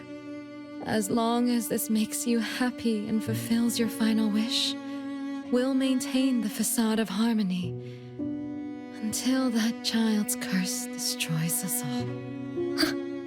No. That can't be right. Did I curse my own family? Am I the bane of my family, causing its ruin? Did I steal Mom's love away from the other siblings? Did I even take away their lives? Look at you, denying that you ruined everything. Exactly like before. It shouldn't be like this. You're right, sis. Why me? I love you all from the bottom of my heart. Do you all hate me? If that's true, why were you waiting under the tree to catch me? Love-hate relations in this family are more complicated than you can imagine.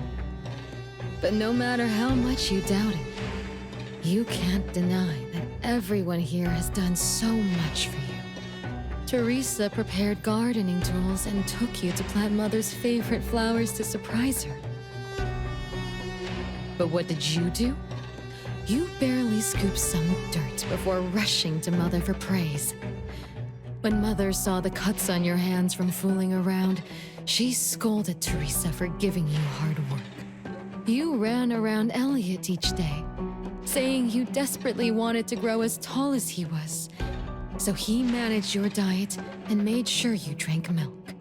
But you, just because he worried you'd get cavities and hid the candy jar on a high shelf, you complained to Mother that your brother was giving you a harsh diet. Every time you fell and tore your clothes, someone would mend them meticulously. Nevertheless, you always ignored their efforts and pestered Mother for new clothes.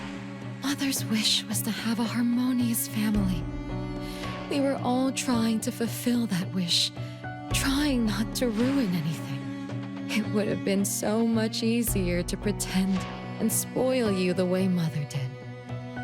We could have created the harmonious family Mother wanted, even if it was just a facade. That would have sufficed.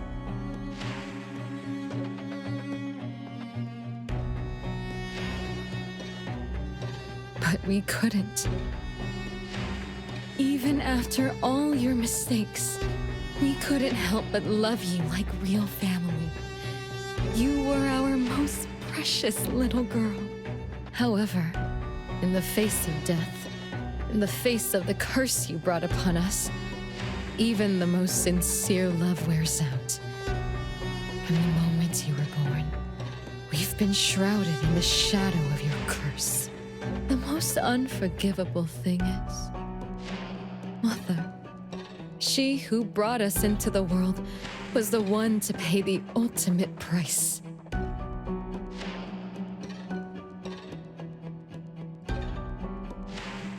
Look, it's playtime again. Your favorite game of hide and seek. You were always the worst at hiding. Anyone could find you easily. You were bad at hiding, but worse when you were it. Once, you turned the house upside down and still couldn't find anyone. I remember. It was getting late, but the house was so quiet, so empty.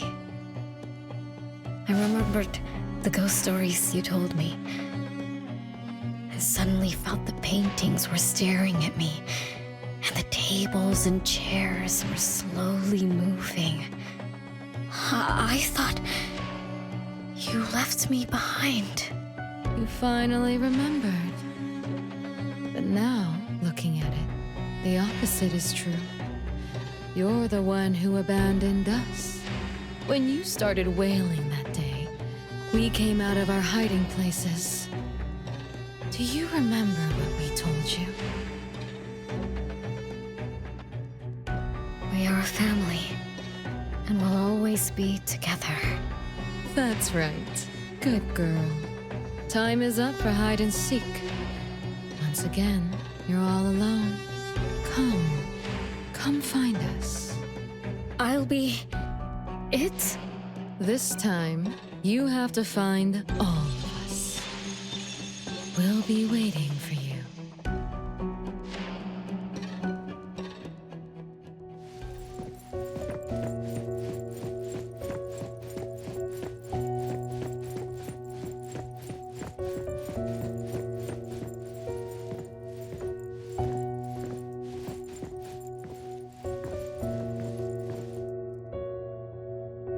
It's a gift from Mom to all of us.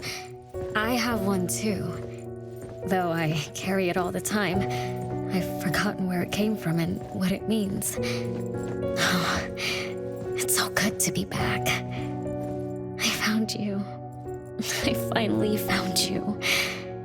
My most important family. Huh? Red letters? It's strange. Mom doesn't like red. Why would something like this be on her clothes?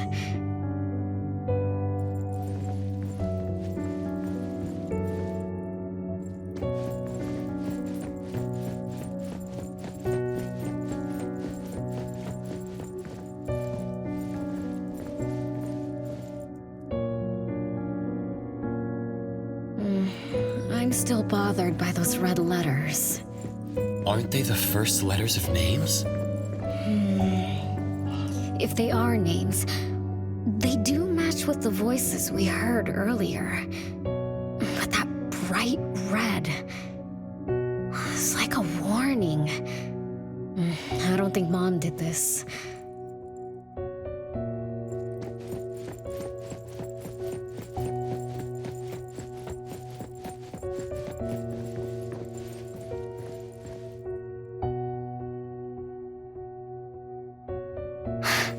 They truly loved me once, which is why now they hate me so much. I understand. I'm sorry for making you go through so much in the past. I'm sorry I'm only learning this just now. But I'm grateful that I finally do. Big brothers and sisters, what can I do for you? I came back here because there was something I can do. Right?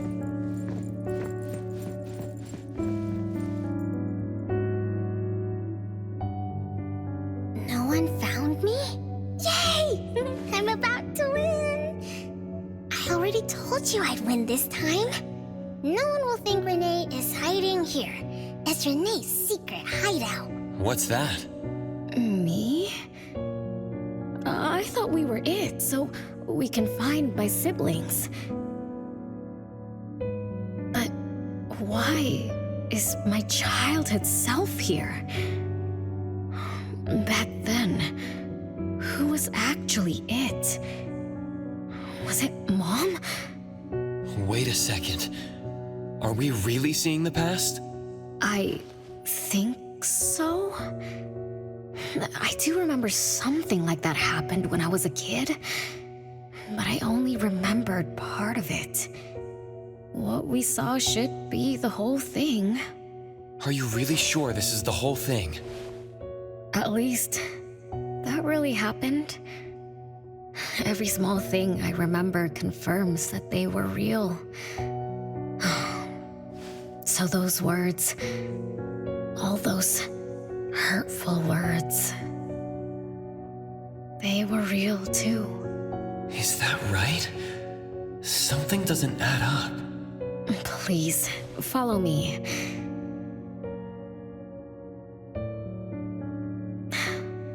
That's my hideout.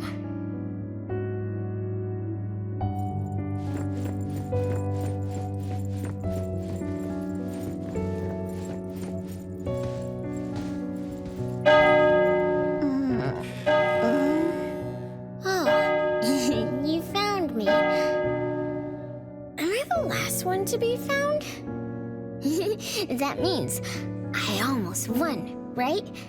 Next time, I'm going to hide somewhere no one can find. Oh, are we going to eat soon? Remember to wash your hands before eating. My big sis and big bro will check. If I don't wash my hands, he'll pinch my cheeks. He always says my cheeks are like the softest dough. He only says that because he wants to pinch them. I'm going back now. Is this the last puppet? No. The last one is here. Look, another letter. R. I've always carried this puppet around. Why is there a red letter etched to it too? It must mean... You finally arrived, Renée. Yes. Big sis, I'm back. But you still don't understand. All you did was watch a replay of how our family met our demise. You must have enjoyed how we cursed ones relive our miseries day after day. No, Big Sis, that's not true. The audience, forgetting they were part of the play, denies their sins, as if forgetting would make it all go away. Have you ever wondered why you forgot this home? Forgot us? Were you forced to forget, or were you unwilling to look back? Renée, You can't lie to yourself. I forgot about the family. Because I was escaping the past? Looks like you finally found the answer. Yes, I was born from your desire to escape everything. You left all the painful memories of home with me, so you could live carefree in your blissful ignorance. And I will forever call you back, trying to make you remember. You belong here. You belong to our family. So one day, you will knock on our door again.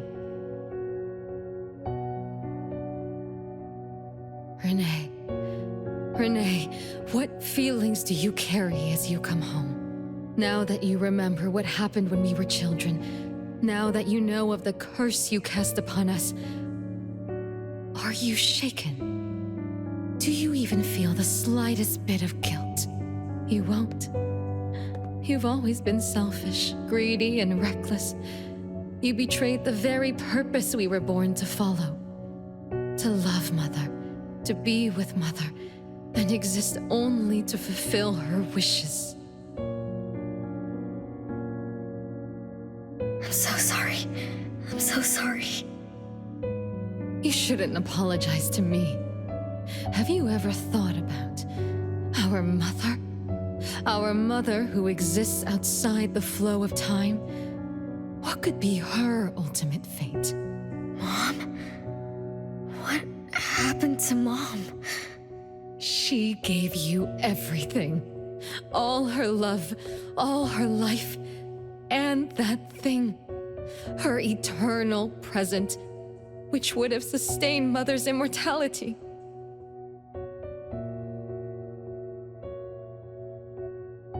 Wait a minute. Big Sis, don't leave! The clock still turns backward. Let's return to the past, to witness that final day of destiny where you are forever frozen. Come then, child of betrayal. I'll be waiting for you on the final stage.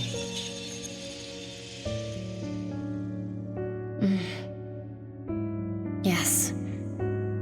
I betrayed this family. I lived in a daze. Left my family behind. Just to forget my own sins and escape from my endless guilt. That sin. An unforgivable betrayal. I lived for so long, without purpose. Until today. Renée? Look. This is the message my siblings left behind. I'm not just the cursed child. I also betrayed this home. Betrayed everyone. Betrayed Mom. But my family is still calling out to me. I still have a chance, right? If only I could go back to the past. Back to that last day at home. There's only 2 hours left. I need to find a solution soon. I should talk to Renée about what just happened. 7 o'clock. Time for dinner. Renée? Wait, where are you going to? Oh, hurry, hurry. The food's getting cold. Food getting cold? I can't keep Mom waiting for too long. I can't make her sad. Renée! That is not allowed. Absolutely not. I can't get to Renée. She's completely lost in the past. Let me organize the clues I've gathered so far. Could the curse in this family be the rule-based anomaly that attacks Renée every night? After all, Renée and her siblings likely aren't entities that abide by the laws of nature. It does make sense to be targeted for that reason. But if that's the case, why does the anomaly only appear when Renée wakes up? Shouldn't the anomaly that enforces the laws of nature have appeared with the first child? Can we really trust this? Bella? Something's not right. Also, Why does the puppet Renée carry also have a red letter on it? Are these things caused by the anomalous realm? Or perhaps someone, an Esper, orchestrated all of this? Is that Bella really a shadow from the past? Anyway, I should catch up with Renée.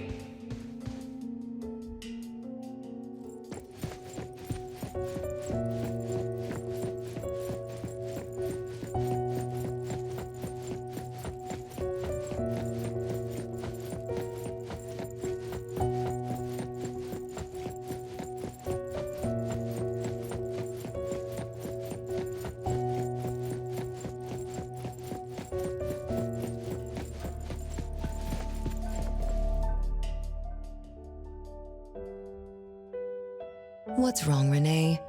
You haven't eaten much. Big Bro's cooking is great. I'm just not hungry. The Mighty King looks tired. He's not moving at all. Won't even sing anymore. Your little cricket? Yeah, my favorite one. Did the Mighty King die? He was still wiggling his whiskers around confidently yesterday. Or maybe he's just in a bad mood, like me. I don't know. In my garden, the cherry tree sprouts green buds, while my little Renée blooms with laughter. Each day, withered leaves drift down, returning to soil, resting peacefully with insects that will never sing again. Such is life, a circle without end. Don't be sad. You'll catch new crickets with shinier shells and better songs. But I want to play with the Mighty King. He's been with me for a long, long time. Is there anything after death? Will we die too? I know. It's a world where you're all alone. No mommy, no big brothers or sisters. Just a world that's always dark. That sounds scary. I don't wanna... Scary? You're funny, Renée. Can't move, can't hear, can't see. That's no different from when we were sleeping in our wooden boxes. Dying isn't that big of a deal. Being alive is much better. I wanna be with Mom and everyone forever. Appraiser, you're here. Wasn't I immature back then? My time with my family was running out. Mom had to witness my siblings enter the final countdown. Yet she still had to answer questions like that. Mom, who loved us deeply, must have been terrified of losing us too. Appraiser, could we go see her? I just need to see her a bit more. It's way past your bedtime, little troublemaker. I can't sleep. Oh, still feeling sad about the Mighty King? Bella told me I'd feel better if I cry. She said that kids like me just needed to cry, get a good night's sleep. Then all trouble will disappear by tomorrow. She said that no matter how sad she felt, she could never cry. So she was jealous that I could. Why can't Bella ever cry? Mama is the same. Huh? Why? Is it because you are grown-ups? Because grown-ups are strong? Mom and Sis work so hard for every chore in the house. I want to grow up soon to help you. I'll grow as tall as Mom wants. Oh, if you want to grow tall soon, you can't be picky about food. No, I don't want to eat green peas.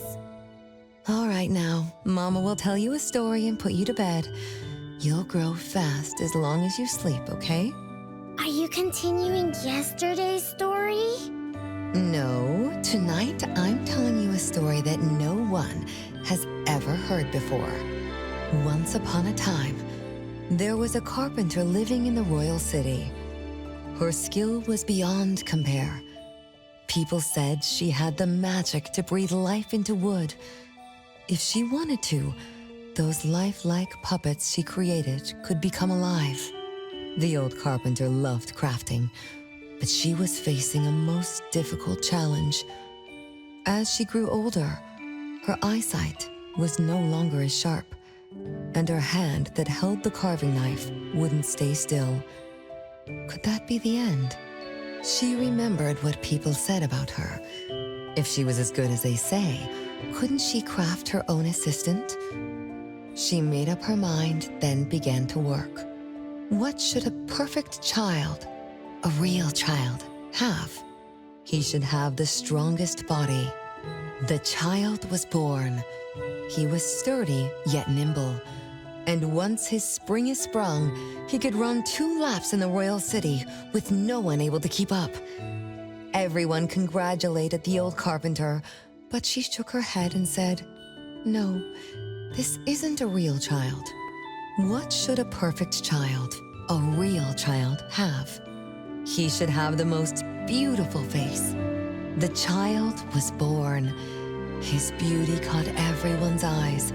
The king invited him to dance at the palace for foreign guests. Everyone congratulated the old carpenter, but she shook her head and said, "No, this isn't a real child." What should a perfect child, a real child, have? More puppets were born from the old carpenter's hands. An entertainer who could make children burst into laughter. A grand magician with unpredictable tricks. But no, she shook her head and said, "No, these aren't real children." One night, the old carpenter sat at her workbench, designing the blueprints for her next child. All the puppets quietly stood by her. Suddenly she shivered. The window wasn't closed shut. The howling wind swept away all the warmth from the room. The old carpenter stood up to shut the window, then went to the fireplace for warmth. For a moment, she had an idea she didn't fully understand. Perhaps the dancing candlelight added some warmth to the puppets' faces. She realized that puppets get cold too. The old carpenter took off her scarf and picked up the blanket from her lap. She made sure all the puppets were snug and warm, then went back to her table. Her pencil swooshed around as she began sketching. Soon, a puppet took shape on the paper. She picked up her knife and began carving on the most ordinary piece of wood. Soon enough, a new puppet was sitting on her workbench. There was nothing special about it, but the old carpenter let out a satisfied sigh, as if she completed a masterpiece. She leaned down to kiss the puppet's forehead gently, just like an ordinary goodnight kiss from a mother.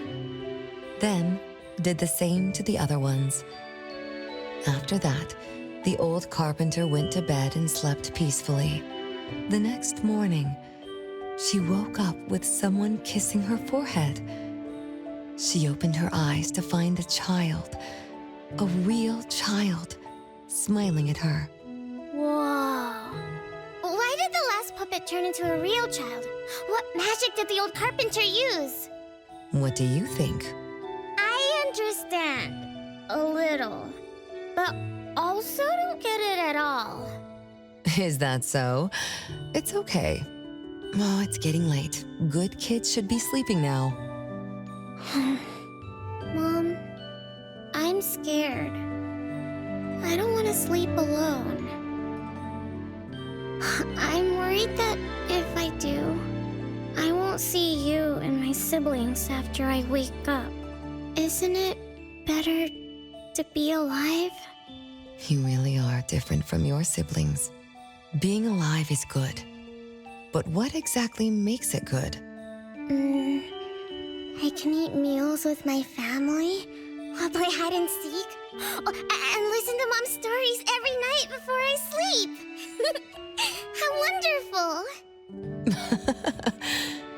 Mom, don't you think days like these are wonderful too? You're right. This is the best life being with you. The best times in Mama's life is when I spend time together with you, my family. No, it's not. When I grow up and can do so much more, that's when it'll be Mom's best time. By then, I'll be so tall that Mom will be surprised. I'll be able to reach whatever Mom needs to reach.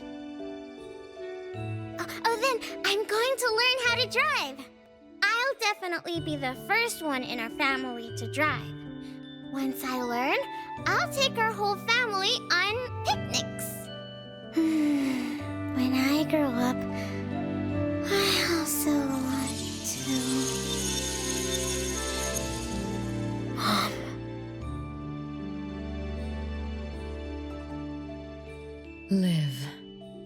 Live forever and ever. Do you remember now? That most selfish and greedy wish you made to our mother. With our death sentence, we should have turned back into puppets over 50 years ago. Have you ever wondered why you've been able to escape the debt collector until today? That's the secret that granted eternal life. The secret that froze Mother's body and soul at that very moment. And the price she paid for this eternal moment. Exiling herself out of the mortal world. Living without worry or care. Without joy or sorrow. Without thought or feeling. She should have been enjoying her unmoving life. And we should have been nothing but puppets she made on a whim, with the sole purpose to serve as her children. All we had to do was live under Mother's roof, love her, be loyal to her, and fulfill all her wishes. It should have been that way, even when faced with the registry, faced with the curse you invited. All we could do was to give everything we got, and do our best to fulfill our mission until the countdown ends. But what about you? You endlessly sought for Mother's attention, affection, and everything she could possibly give. Now tell me, on that final night, what did you wish from Mother? I told her I wanted to grow up fast. That's right, honest child. And then...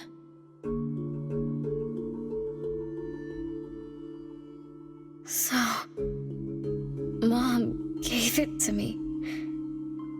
Her eternal present. No, it shouldn't be like this. I didn't know. What have I done?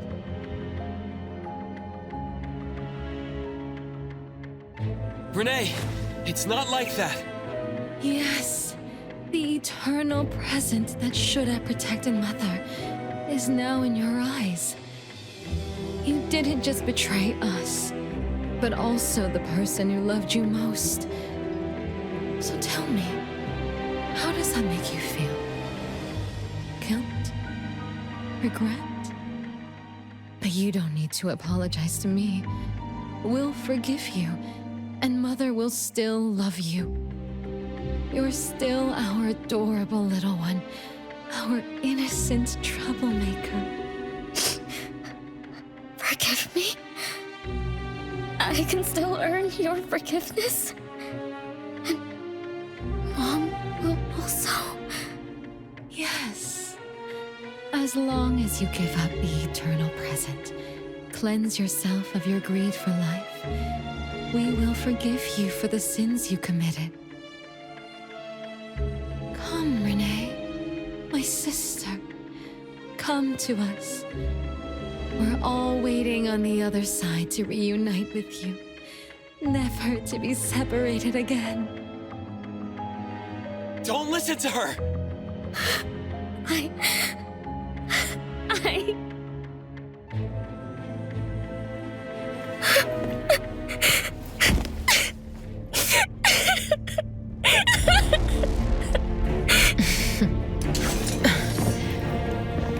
Who exactly are you?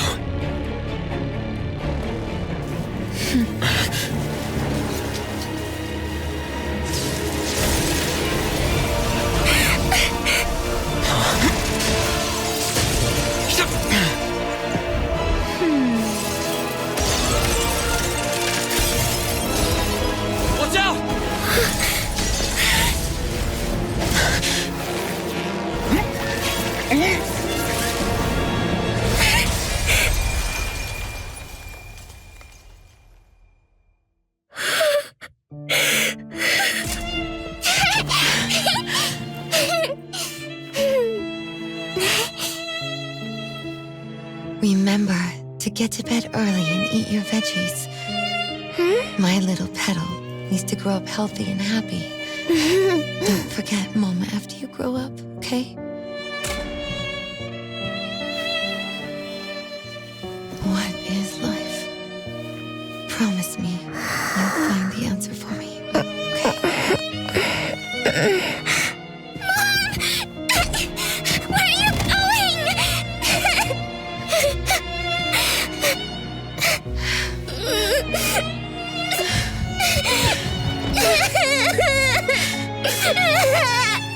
I don't need you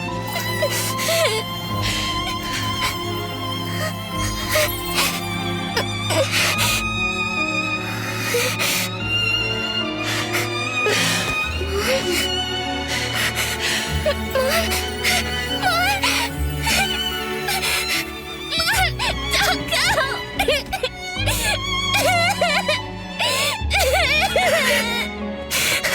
It's all my fault. It's all because of me, that Mom. No, I don't want this. See? Now I can live forever. I don't need you anymore!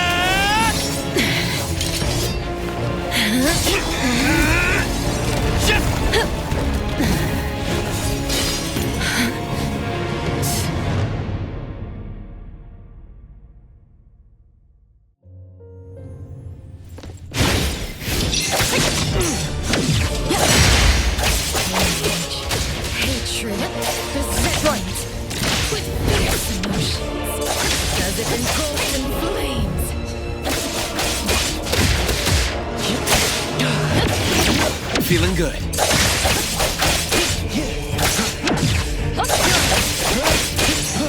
Watch the timing. It's fine.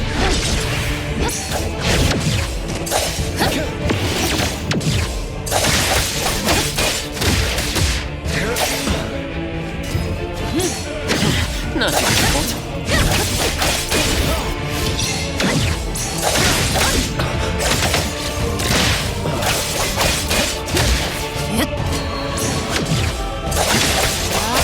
Feeling good.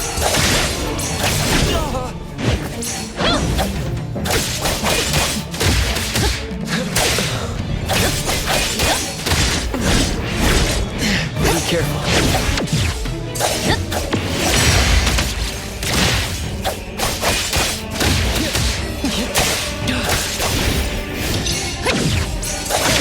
Not difficult.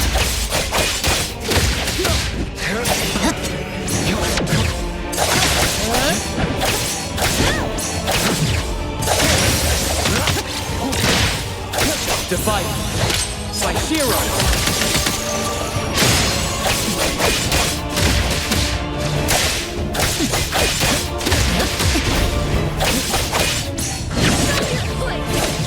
Feeling good. It's fine. Let me show you something.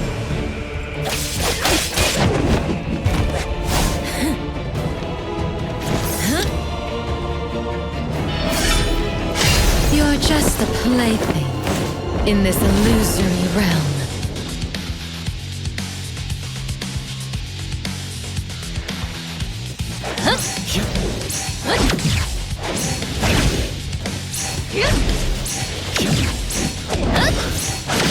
Not too difficult.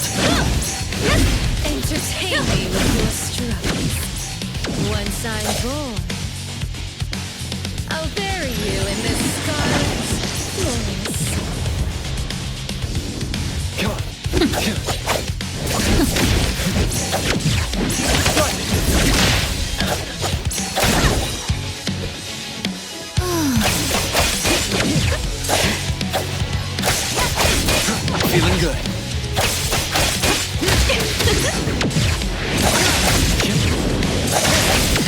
Not too difficult.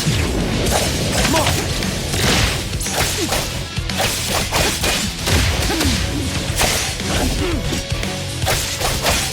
It's fine.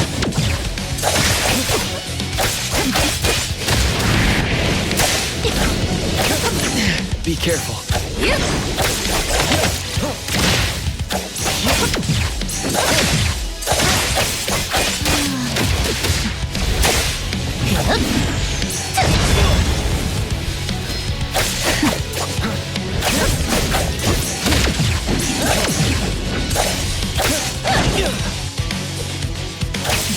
Engraved. Feeling good.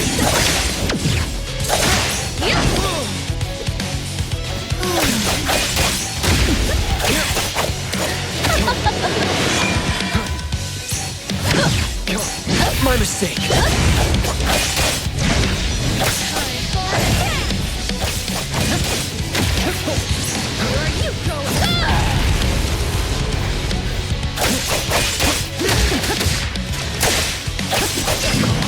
More!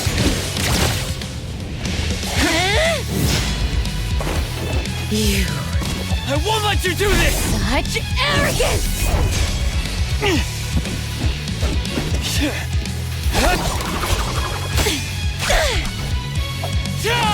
Is that it?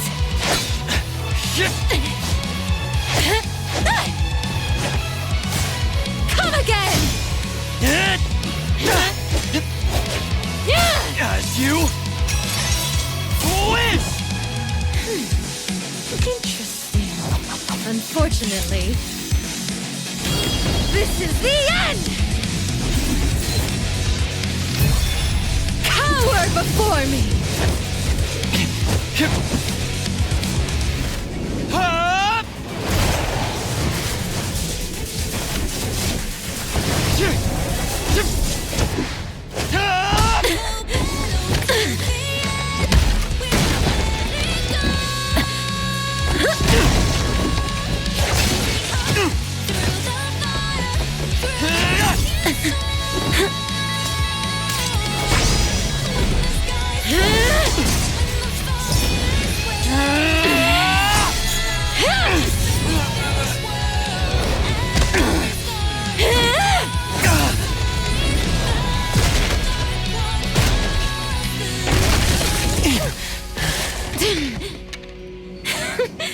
That look on your face. I like it!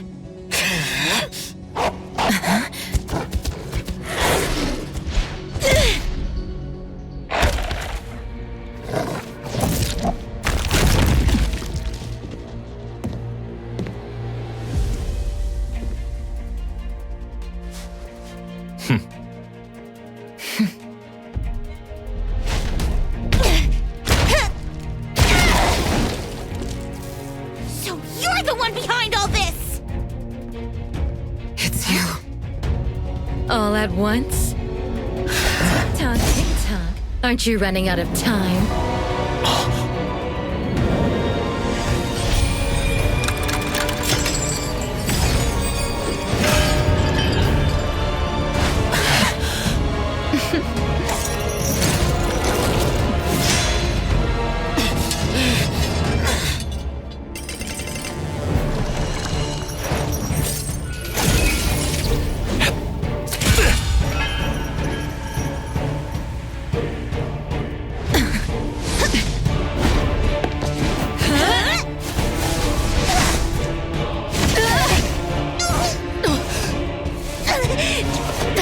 You're slower, Daffodil. Is this little cutie distracting you? I wonder when she dies, she'd be just as charming!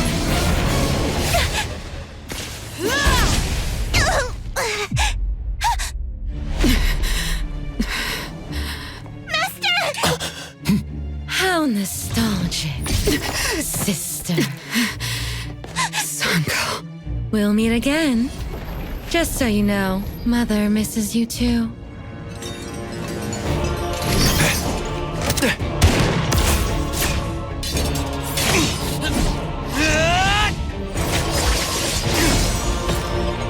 Daffodil!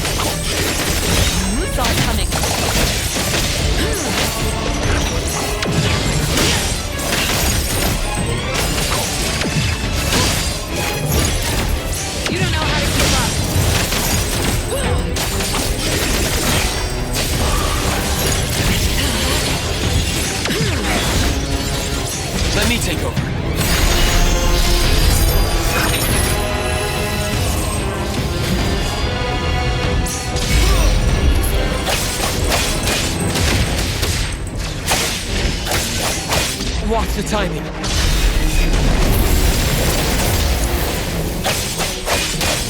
Engraved. Everyone, follow my command!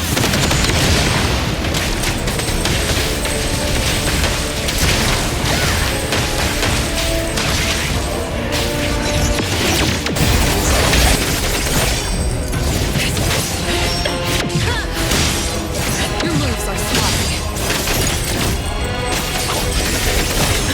Let me take it.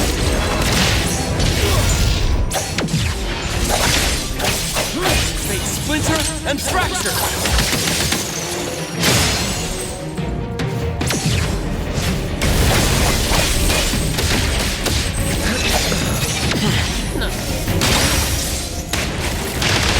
Underboss, it's our turn! Is everyone okay? I'm fine. But Daffodil, are you okay? Master got hurt the worst, and it's all because of me. I'm fine, really. It's good that you're okay. Renee's unharmed too. Just dizzy from breaking free of the anomaly spell. Unfortunately, Zankou got away. She's the core member of the criminal organization, the Scarlet Letter. And a report for the puppetization case. That's gonna be a lot of paperwork. Thanks to everyone from Eibon. The Bureau will continue to investigate into the aftermath of the issue between the debt collector and the Constantine family. Tomorrow morning, I want those who know anything about the Scarlet Letter at the Bureau. We need to have a proper chat. Daffodil? I shouldn't need to fetch you at Eibon, right? I see. Says who? Master deserves some rest tomorrow. Natalie, appraiser. Let's go home. How are your wounds? You should rest earlier tonight. It'll be fine soon. And how are you? Are you okay? Her Esper ability can affect people's minds through auditory and visual hallucinations. I see. So all the stuff Renée and I saw were illusions layered on top of the debt collector's anomalous realm. Or rather, an illusory world tailor-made to her understanding of Renée, after thoroughly excavating Renée's thoughts and feelings. In other words, Zankou used her Esper ability to alter the family's history, making Renée believe she was responsible for her family's deaths, leading her to voluntarily give up her eternal present. The eternal present probably requires the owner's verbal consent before it can detach itself. An anomaly that can grant its host immortality must be incredibly rare. The Scarlet Letter has acquired more than one rare anomaly. The incident at the Abisu auction was also their doing. With these reckless hits, it's like the Scarlet Letter is announcing their arrival at Hetero. This is just what their leader, Madame T, will do to demonstrate her superiority. Lady T... Is she the mother Zankou spoke of? When she said mother misses you too, could it be? I should have killed her back then. So, Zankou used Scarlet Letters to spell betrayer. She could be considered my adoptive mother. I don't deny that she gave me the first home I knew of. It's true. I was once a member of the Scarlet Letter. No wonder Chaos spoke like that. He must have known that Daffodil was a member of the Scarlet Letter, the criminal organization he's pursuing. So Zankou went through all this trouble just to get the Bureau's attention? Hey, what matters now is that you're Daffodil from the Eibon antique shop. Thank you. You're a good person. It's getting late. Good night, appraiser.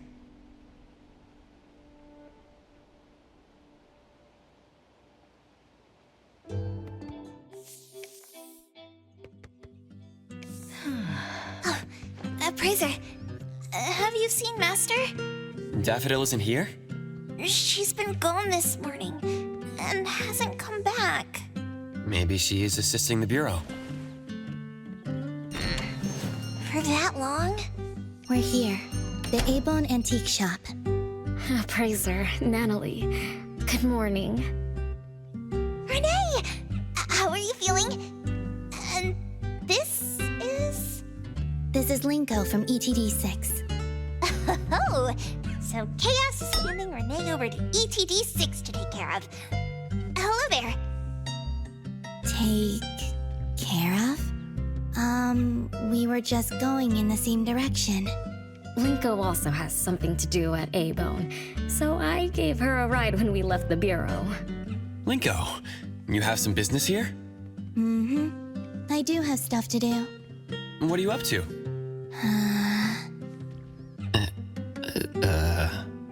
Business is already booming this early in the morning. How wonderful. What was I here for again? Tisk, you dummy! Don't tell me you forgot what you were supposed to deliver! Oh, right. The delivery. Thank you, Xiaojun. Whoa! What's this? I'm an evil spirit that can devour souls! If you dare disrespect me! Xiaojun is my pet. Huh? I can control your body and eat wasabi if I want to, you know! Not hungry now. Linko, who are you looking for? I'm looking for... Found her. Another new face? Just joined ETD? Yes, the director told me to give you this. Oh my. I told them a simple bank transfer would be fine, but they went ahead and sent someone over. Fresh bills are always so nice to look at, though. I have delivered payment to the Eibon Antique Shop. Assignment complete. Director Alfard told me that the BAC will cover my commission fees, so that's what she meant. But I still wanted to stop by and thank you in person. Thank you, Appraiser, Natalie, and... Daffodil's not here? Please send her my gratitude. Thanks to all of your help. I learned a lot in the past few days. I went through an amazing adventure. It was wonderful. But we couldn't stop Zankou from taking the Eternal Present. Lady Dolores left that for you, right? Must be something important. Yes. Mom gave it to me. It's a precious treasure that protects me from the debt collector. It froze my life on the day the countdown ended. My time stopped flowing, and I was forever living in the moments between death's arrival. I was tossed outside the flow of time and taken away from this world, where the years still pass and the seasons still change. For me, the eternal present negated the meaning of time. I gradually lost touch with my past and became unaware of everything happening around me. Every little thing in life that becomes precious because of the flow of time. In the end, I forgot what Mom and my siblings expected of me. I forgot why I was born and why I even existed. Until now. Was that really living? That was the secret, or rather, curse, of the eternal life Mom and I possessed. Mom was also affected. She found life dreadfully boring, so she hoped that our companionship would ease her eternal loneliness. It might have been fortunate for me to lose the eternal present, but honestly, I gained so much more. Most importantly, you helped me remember things from the past, and I finally found myself. That feels so great. I suppose I went through a rebirth, right? I'm so happy for you, Renée.